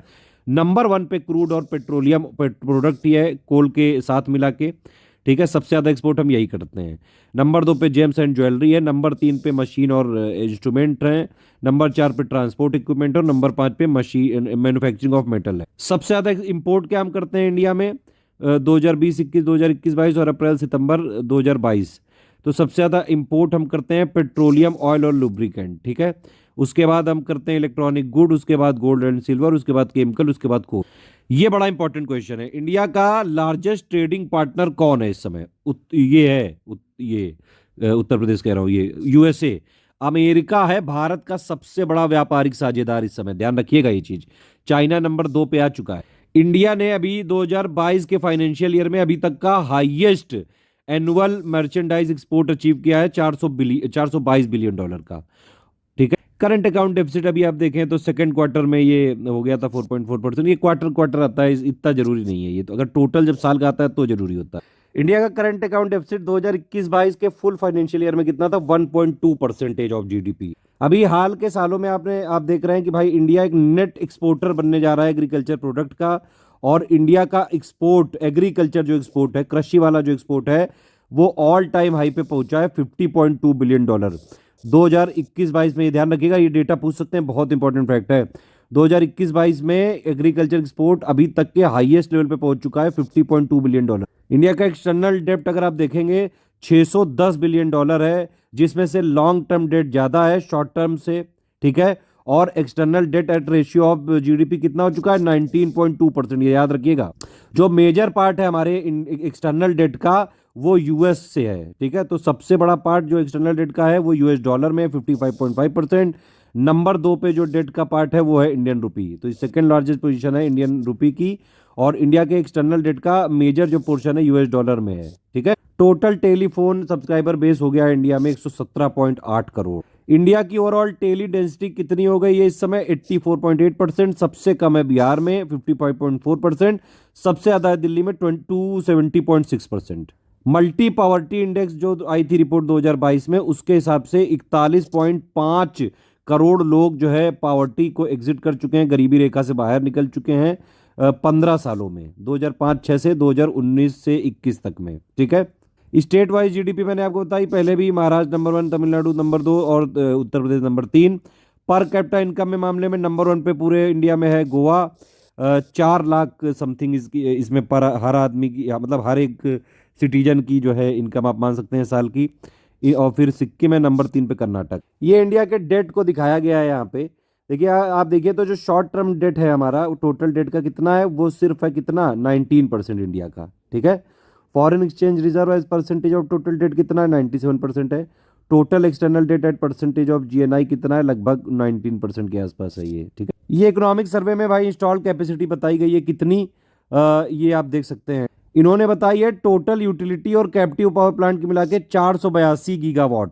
ठीक है, और ये पिछली बार से 4.7% बढ़ी है। थर्मल सोर्स को सबसे बड़ा बताया है कि भाई इंस्टॉल कैपेसिटी में सबसे ज्यादा थर्मल है, नंबर 1 पे 59.1%, और फिर उसके बाद रिन्यूएबल हो गई है 27.5%, और फिर हाइड्रो हो गई है 11.7%। ये है इंस्टॉल्ड कैपेसिटी की ये पूरी पोजीशन, आप देख सकते हैं यहाँ पे। अगर आप देखें तो भाई कोल, फॉसिल फ्यूल मतलब थर्मल में क्या क्या आ गया, कोल हो गया 49.3%, लिग्नाइट हो गया 1.6%, गैस हो गया 6%, डीजल हो गया 0.1%। तो ये वाला पूरा हो गया थर्मल, 58-9 के आसपास परसेंटेज है। नॉन फॉसिल फ्यूल में रिन्यूएबल एनर्जी सोर्सेज है, हाइड्रो को भी मिला दें तो ये 41% के आसपास है। ठीक है, और रिन्यूएबल एनर्जी में सबसे ज़्यादा कौन सा क्या है, विंड एनर्जी है, ध्यान रखिएगा। ये भी पूछ सकते हैं कि भाई रिन्यूएबल एनर्जी जो इंडिया में इंस्टॉल कैपेसिटी है उसमें सबसे ज़्यादा किसकी है, ये है विंड एनर्जी की। ठीक है, टोटल इंस्टॉल कितनी हो गई है, 416 गीगावाट। ये टोटल मिला के यूटिलिटी वाली है ये भी एक डायग्राम दिया है, इसमें भी देख सकते हैं, कोल हो गया सबसे बड़ा। ठीक है, चलिए अब एनर्जी स्टैटिस्टिक्स भी देख ही लेते हैं 2023 की। ये इंस्टॉल कैपेसिटी में टॉप 3 लिखा है और ये नंबर 1 भी है ये। ठीक है, इधर नंबर 1 है, इधर टॉप 3 है, ये देख सकते हैं।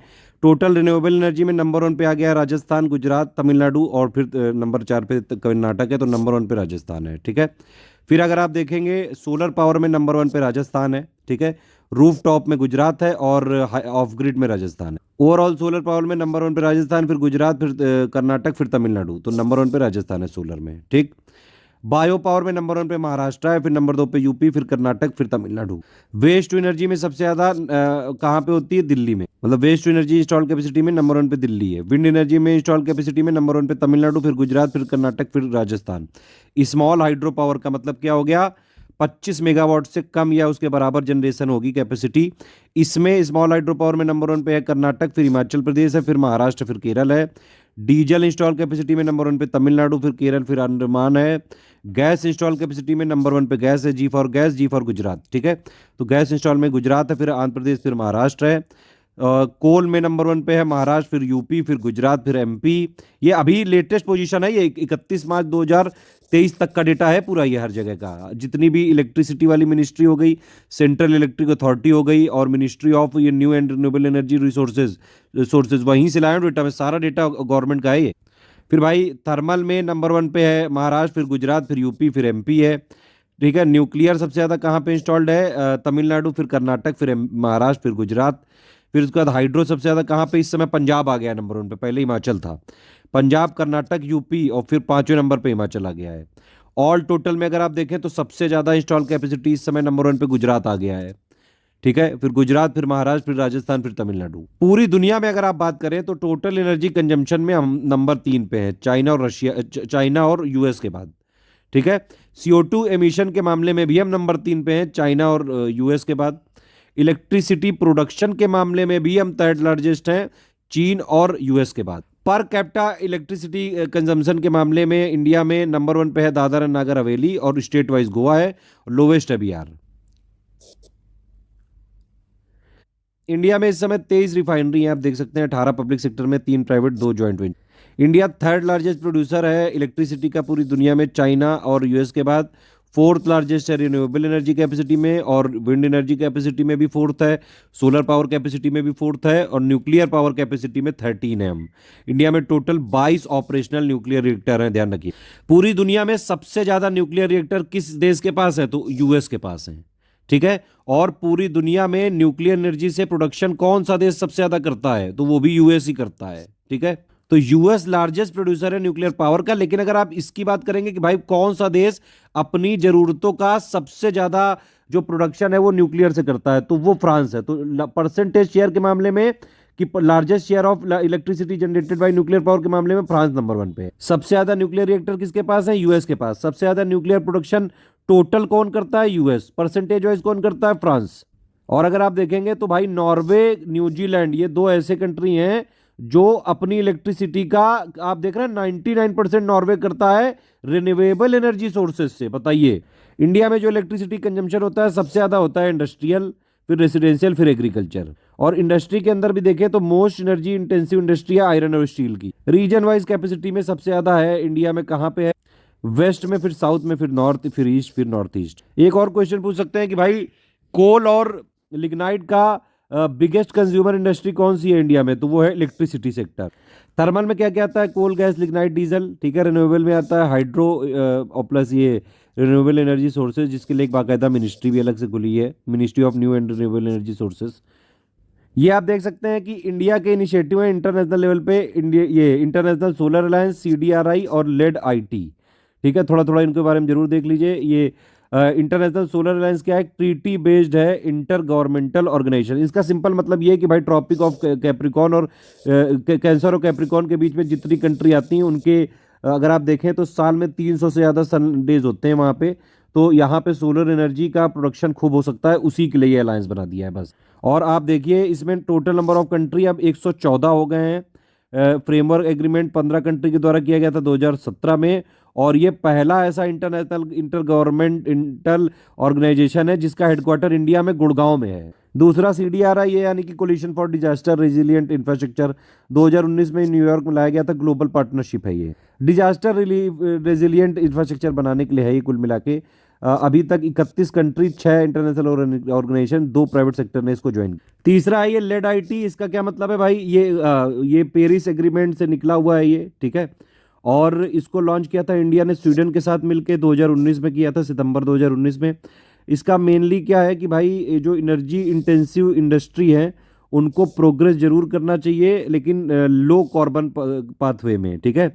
नेट जीरो कार्बन एमिशन इनको जल्दी से जल्दी अचीव करना चाहिए। इकोनॉमिक सर्वे ने बाकायदा प्रोग्रेस बताई कि भाई जो 8 नेशनल मिशन हम लोगों ने ये स्टार्ट किए थे NAPCC के अंडर में, यानी कि national action plan on climate change, जो कि 2008 में रिलीज हुआ था, उसके 8 हैं ये टोटल मिला के, ठीक है। इसके लिए मैंने एक ट्रिक भी बताई थी, Sehwag is a world high class player. उसके लिए SEH, WAG और HC, इसको याद रखने की जरूरत है, यहाँ पे लिखा हुआ है, पहले भी बताया था, एक बार देख लीजिएगा यूट्यूब से कुछ। ये देखिए 2023 तक हमारी जो इंस्टॉल कैपेसिटी इस तरह से कुछ दिखेगा उस टाइम का डायग्राम, ठीक है। अब 2023 में जब UPPCS होगा तो उस टाइम इस तरह का कुछ देख रहे होंगे हम लोग। तब आप देखिए सबसे ज़्यादा सोलर से प्रोडक्शन हो रहा होगा। कोल का जो है 59 से घट के कितना आ चुका होगा? 32%। और विंड का काफ़ी बढ़ चुका होगा। तो ये सब चीज़ें हैं। एक मिनट, इस डायग्राम में मैं गलत बता गया हूँ। ये देखिए ये लिखा है विंड, सोलर और अदर रिन्यूएबल एनर्जी सोर्सेज, तो ये टोटल मिला के 30% है। विंड एनर्जी का कितना है? अभी सिर्फ 10.2% है, ध्यान रखिएगा ये चीज़। तो अगर ये पूछा जाएगा कि भाई रिन्यूएबल एनर्जी सोर्सेज में सबसे ज़्यादा कंट्रीब्यूशन किसका है, तो सोलर का है इस समय, ठीक है। सोलर का है 16.1%, विंड एनर्जी तो सिर्फ 10.2% है। जो पहले मैंने बताया था वो विंड, सोलर और अदर रिन्यूएबल सोर्सेज का मिला के है 30.1%। समझ में आ गई बात? वो एक मिस्टेक हो गई थी बीच में, ध्यान इसको करेक्ट कर ली, क्योंकि अभी 10% है, तभी तो बढ़ के 17% होएगा ना 2030 तक विंड की कैपेसिटी। बाकी ये 8 नेशनल ये जो action plan on climate change है उसके बारे में क्या क्या अपडेट हुआ है वो सब दिया गया। अब आइए थोड़ा बजट खेल लेते हैं। बजट 2023-24 के रिलेटेड मोस्ट इंपॉर्टेंट फैक्ट है। सबसे पहली बात तो ये पहला अमृतकाल का बजट है, ध्यान रखना।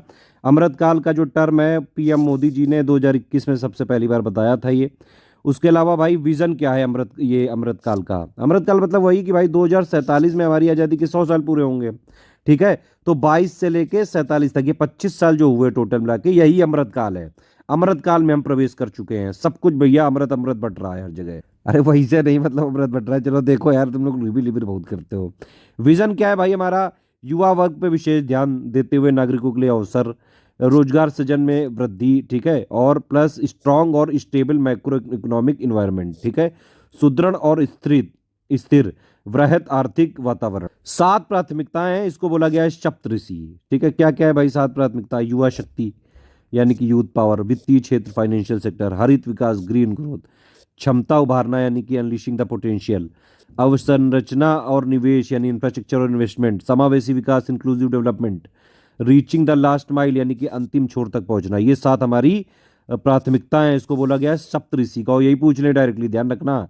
बड़े जो है बजट में ये सब टर्म यूज कर रहे हैं। सप्तऋषि मतलब प्रायोरिटी है यहाँ पे, 7 प्रायोरिटी। ठीक है, बजट की थीम क्या है भाई? थीम ये है vision for Amritkaal, strong and inclusive economy. Amritkaal के लिए विजन है सशक्त और समावेशी अर्थव्यवस्था। ठीक है, पहला यूनियन बजट है अमृतकाल का।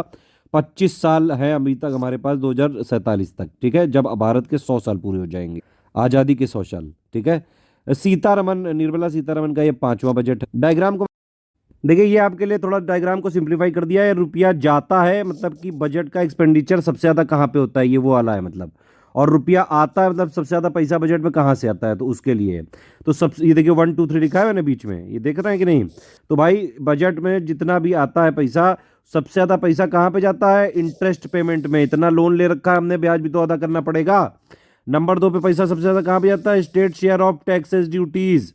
ठीक है, और नंबर 3 पे जाता है सेंट्रल सेक्टर स्कीम, ये जो हर दूसरे दिन नई नई स्कीम खुल जाती है, पैसा भी तो देना पड़ेगा उसके लिए। और पैसा आता कहाँ से? सबसे ज्यादा उधारी से, बोरोइंग एंड अदर लाइबिलिटीज, उधारी और अन्य देयताएं। तो सबसे ज्यादा पैसा उधारी से ले रहे हैं, तभी तो सबसे ज्यादा हम लोग कहाँ क्या दे रहे हैं, ये ब्याज दे रहे हैं, तभी तो सबसे ज्यादा।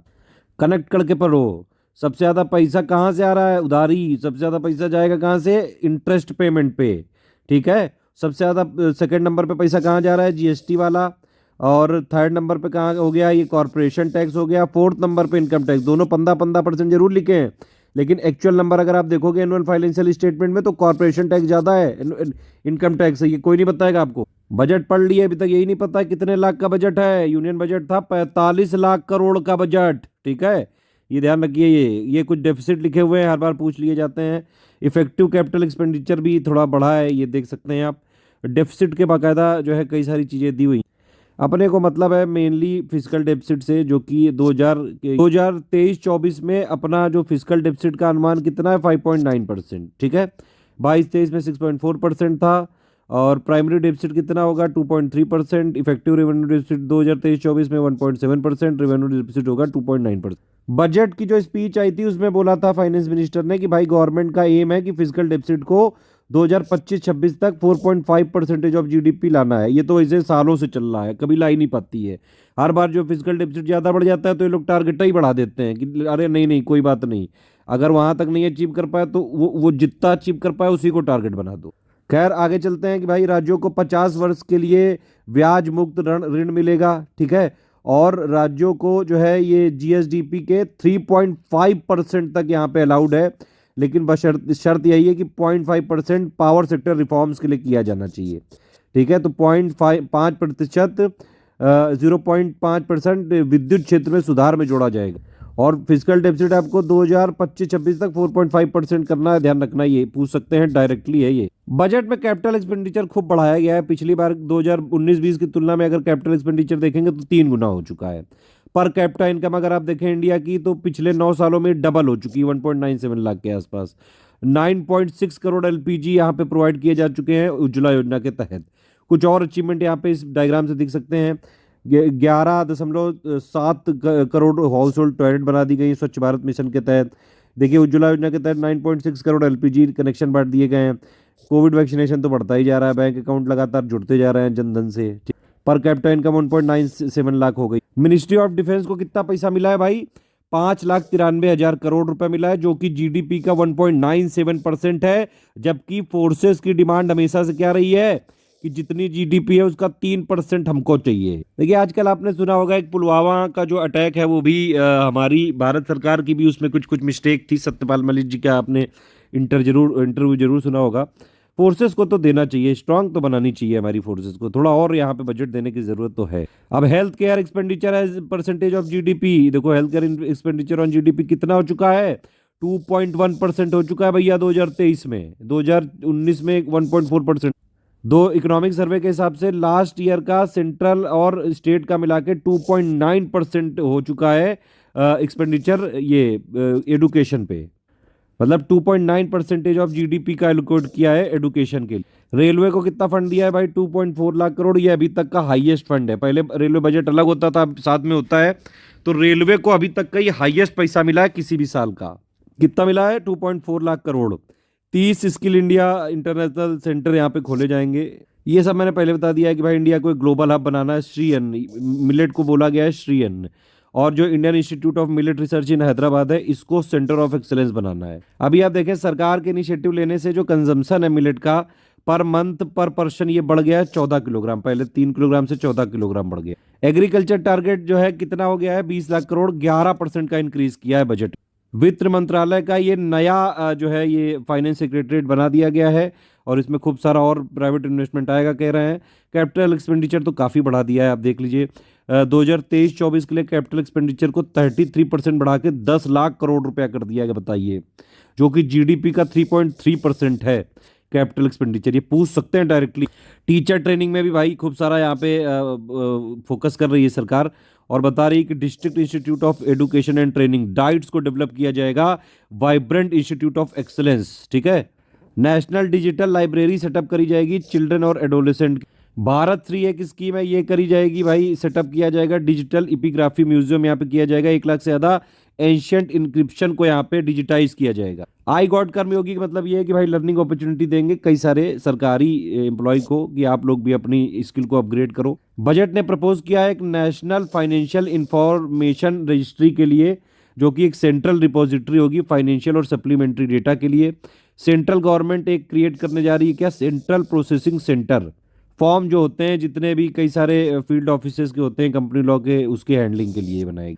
बजट ने भाई बोला है कि जो ये मैक्सिमम इन्वेस्टमेंट लिमिट है सीनियर सिटीजन सेविंग स्कीम के तहत, इसको 15 लाख से 30 लाख कर देंगे। अभी देखिए अगर आप इंडिया में देखें तो जो बहुत ज़्यादा पैसे कमाते हैं 5 करोड़ से ऊपर, उनको आप देखिए इफेक्टिवली 42.74% देना पड़ता है टैक्स। आप समझ रहे हैं, 5 करोड़ रुपए अगर आप कमाओगे तो 42% टैक्स चला जाएगा, मतलब 2 करोड़ से ऊपर आपका टैक्स ही चला जाएगा, कट पिट के 3 करोड़ के आसपास आएगा। अब इसको सरकार ने घटा दिया है, 42% से घटा के 39% कर दिया है, और हाईएस्ट सरचार्ज जो ला दिया है कितना, 37%। वैसे भी इंडिया में टैक्स बहुत कम लोग देते हैं, अब जितने लोग देते हैं उन्हीं पे बर्डन बढ़ाते जाओगे, तभी तो लोग कई सारे टैक्स चोरी करने के तरीके ढूंढा करते हैं। तो सरकार को चाहिए कि जो ये जितने भी दुकान में लोग हैं, जो लोग टैक्स चोरी करते हैं, एक्चुअली जो लोग, आप ये समझिए कि आजकल अगर देखें कोई जो चाट आट कोई बढ़िया अगर चलता है, समोसा वमोसा, लोग करोड़ों रुपए कमाते हैं महीने के, मतलब ऐसा नहीं कोई कि बहुत कम कमा रहे हो, तो ये लोग टैक्स देते ही नहीं, सारा कैश में ट्रांजेक्शन करते हैं। इन पे लगाम लगानी चाहिए सरकार को। आप देखिए कानपुर में कई लोग पकड़े गए, एक अभी बतासे वाला पकड़ा गया था, उसको उसके पास 1 करोड़ रुपए मिला, बताइए। तो इन लोग को टैक्स में लाना चाहिए जो लोग दे नहीं रहे हैं। अब जो आदमी जॉब कर रहा है कॉर्पोरेट का, 5-6 लाख का उसका पैकेज है, 10 लाख का मान लो पैकेज, मान लो चलो 15 लाख का मान लो, बेचारा पूरे दिन रात वो जॉब करता रहता है, 12-12.5 से ऊपर बढ़ा वो, तुरंत सरकार आ गई खाने। अगर मान लो 20-25 तक पहुंचा कोई 6-7-8 साल में, तो फिर उसकी सैलरी बढ़ती जितनी है उससे तेजी से उसका टैक्स बढ़ जाता है। खैर ये सब तो चलता रहता है। बेसिक कस्टम ड्यूटी जो है गुड्स पे यहाँ पे रिड्यूस करके 21 से 13% कर दी। वही जो एक्सपोर्ट बढ़ाना है अपने को, उसी के लिए तो ट्रेड पॉलिसी भी ले आए, फॉरेन ट्रेड पॉलिसी, वही सब बजट में भी दिखाया है। इसीलिए मैंने पहले इकोनॉमिक सर्वे बताया था, बाद में बजट बता रहा हूँ। इकोनॉमिक सर्वे क्या होता है, पिछले साल सरकार ने क्या क्या जो है किया, और बजट में अगले साल क्या क्या होने वाला। इंडिया भाई 3 सेंटर ऑफ एक्सेलेंस बनाएगा आर्टिफिशियल इंटेलिजेंस के लिए। अगले 3 सालों में 10 मिलियन फार्मर जो है ये नेचुरल फार्मिंग को अडॉप्ट करने वाले हैं, और इसी के लिए 10,000 बायो इनपुट रिसोर्स सेंटर यहाँ पे खोले जाएंगे पूरे इंडिया में। जल जीवन मिशन को एक बार जरूर पढ़ के जाना, इसने एक माइलस्टोन अचीव कर लिया है भाई, 9 करोड़ रूरल होम को कवर कर लिया है, और 2024 तक बाकी बचे भी हो जाएंगे, पूरा कंप्लीट कर देगा, ठीक है। तो ये टारगेट पूरा हो जाएगा। टैप वाटर सप्लाई, ड्रिंकिंग जो फ्रेश वाटर होता है वो सभी रूरल हाउस होल्ड तक पहुंच जाएगा 2024। यूनियन बजट में एक मिशन लॉन्च किया गया है कि भाई सिकल सेल अमोनिया जो डिसीज है इसको 2047 तक खत्म कर डालो। और इसके लिए बाकायदा यूनिवर्सल स्क्रीनिंग होगी 7 करोड़ लोगों की 0 से 40 साल तक के, जहां जहां अफेक्टेड जो ट्राइबल एरिया है सब जगह है। देखिए ट्राइबल जो पॉपुलेशन है ये इसमें जल्दी हो जाता है ये सिकल सेल अमोनिया, क्योंकि माल न्यूट्रिशन थोड़ा खाने वाने की गरीबी होती है ज़्यादातर ट्राइबल पॉपुलेशन, इसलिए इनहेरिटेड ब्लड डिसऑर्डर है ये, ठीक है।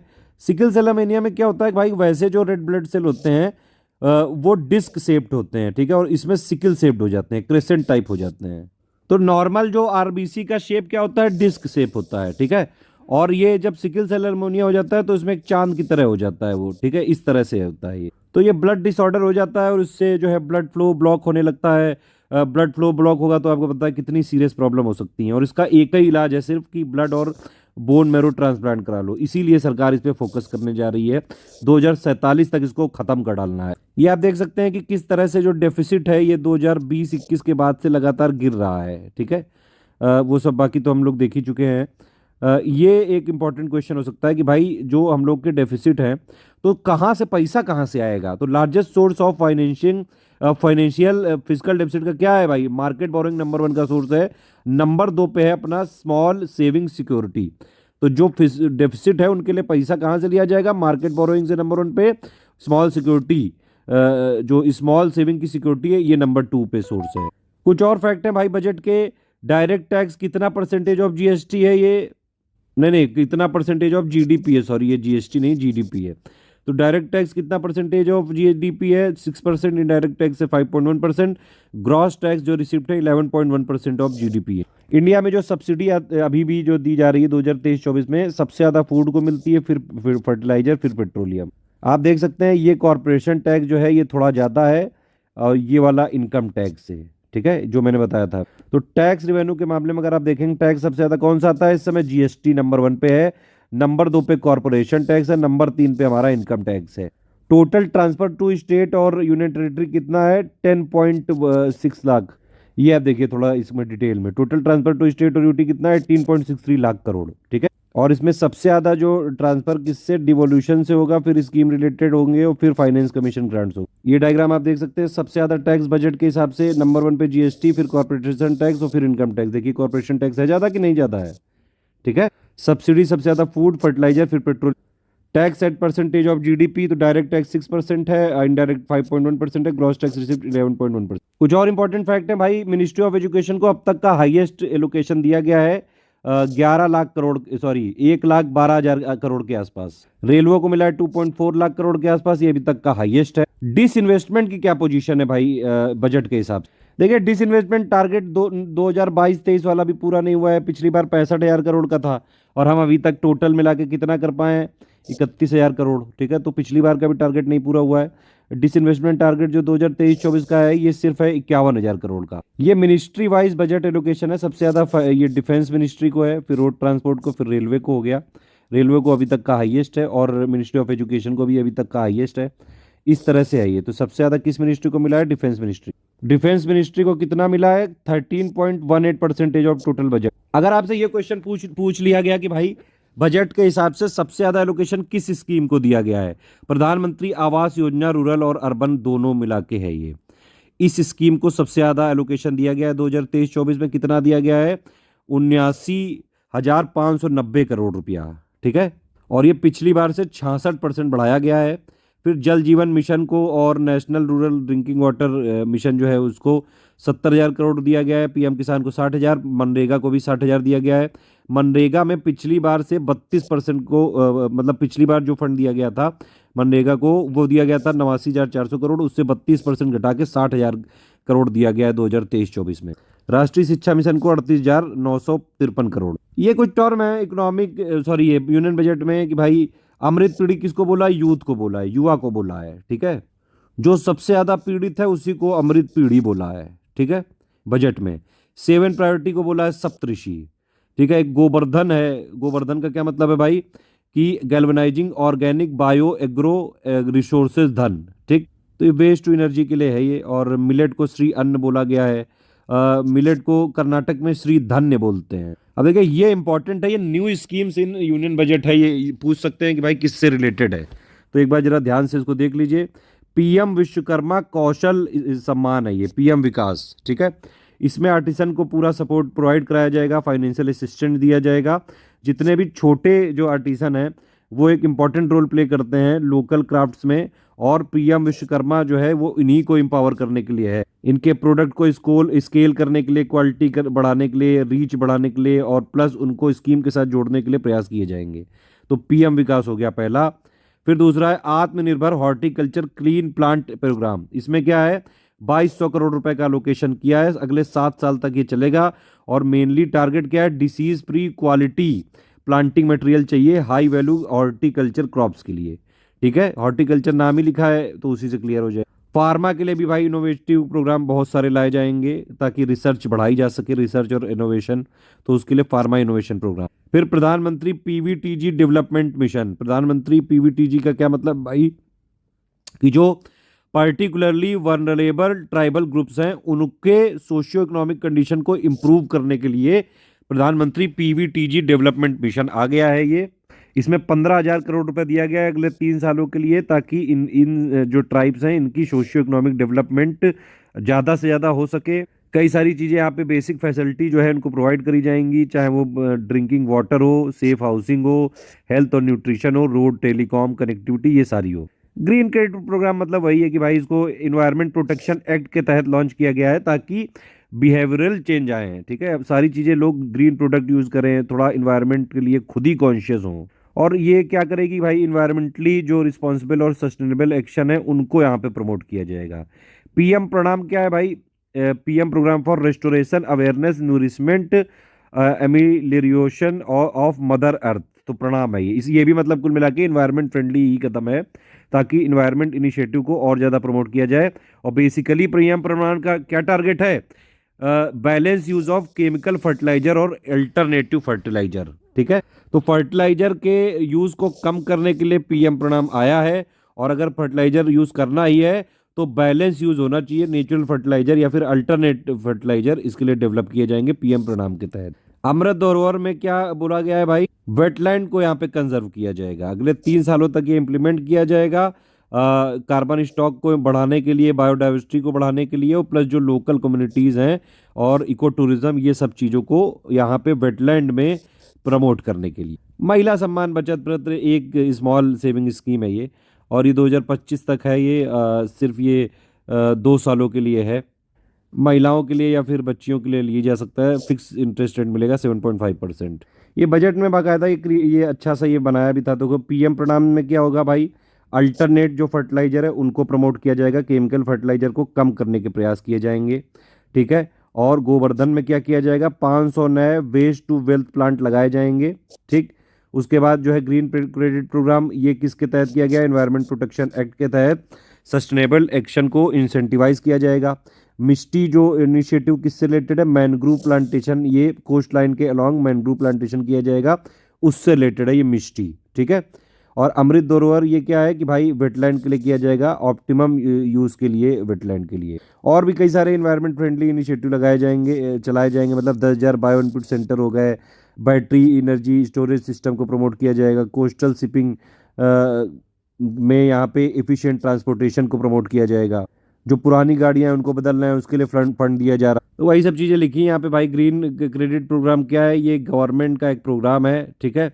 और इसमें गवर्नमेंट इंसेंटिवाइज करेगी कंपनी को, इंडिविजुअल को, लोकल बॉडी को, जो लोग भी सस्टेनेबल प्रैक्टिस करेंगे ताकि उसमें पर्यावरण में कोई प्रदूषण ना फैले, ठीक। और ये इन्वायरमेंट प्रोटेक्शन एक्ट के तहत ये प्रोग्राम लॉन्च किया गया, ग्रीन क्रेडिट प्रोग्राम, ठीक है। तो ध्यान रखना भाई, मिस्टी किससे रिलेटेड है, इसका नाम ही यही है, mangrove initiative for shoreline habitats and tangible incomes. Coast line पे मैनग्रोव्स को बढ़ाने के लिए। अमृत धरोहर किससे रिलेटेड है, वेटलैंड्स को बढ़ाने के लिए। ये देखिए अमृत धरोहर किसके लिए है, ये वेटलैंड को कंजर्व करने के लिए, वहाँ पे कई सारे इनिशिएटिव चलाए जाएंगे, कंजर्वेशनल वैल्यूज बताई जाएगी, ठीक है। और लोकल के साथ मिलकर काम किया जाएगा। 3 साल तक ये स्कीम इम्प्लीमेंट करी जाएगी ताकि कार्बन स्टॉक बढ़े, बायोडाइवर्सिटी बढ़े, इनकम जनरेशन, इनकम बढ़े, लोकल कम्युनिटी की इको टूरिज्म वाली चीज़ें प्रमोट। इस वाले वीडियो को आपने देख लिया हो तो ठीक है, बस आप लास्ट में मैं ये कहूँगा इसको ज़्यादा से ज़्यादा रिवीजन कर लीजिए। कहीं मैंने इसको थोड़ा जल्दी में बताया क्योंकि यूपी पीसीएस एग्जाम पे टारगेटेड है ये वीडियो, पूरा डिटेल में नहीं बता पाया। अगर डिटेल में बनाता तो ये कम से कम 4 घंटे के आसपास जाता सारी चीज़ें एक्सप्लेन करने के लिए। और वैसे भी हर बार इकोनॉमिक सर्वे का पापा वीडियो बनता भी था 4 साढ़े 4 घंटे का, बजट का भी बनता था करीबन 1.5 से 2 घंटे का। उन सबको 1 1.5 घंटे के अंदर समेटने के लिए सिर्फ मैंने फैक्चुअल बातें करी हैं। पूरा इकोनॉमी पापा वीडियो सुन लिया, मिसलेनियस पहले ही दे चुके हैं, करंट पहले ही दे चुके हैं, अब जाओ खेलो जाके।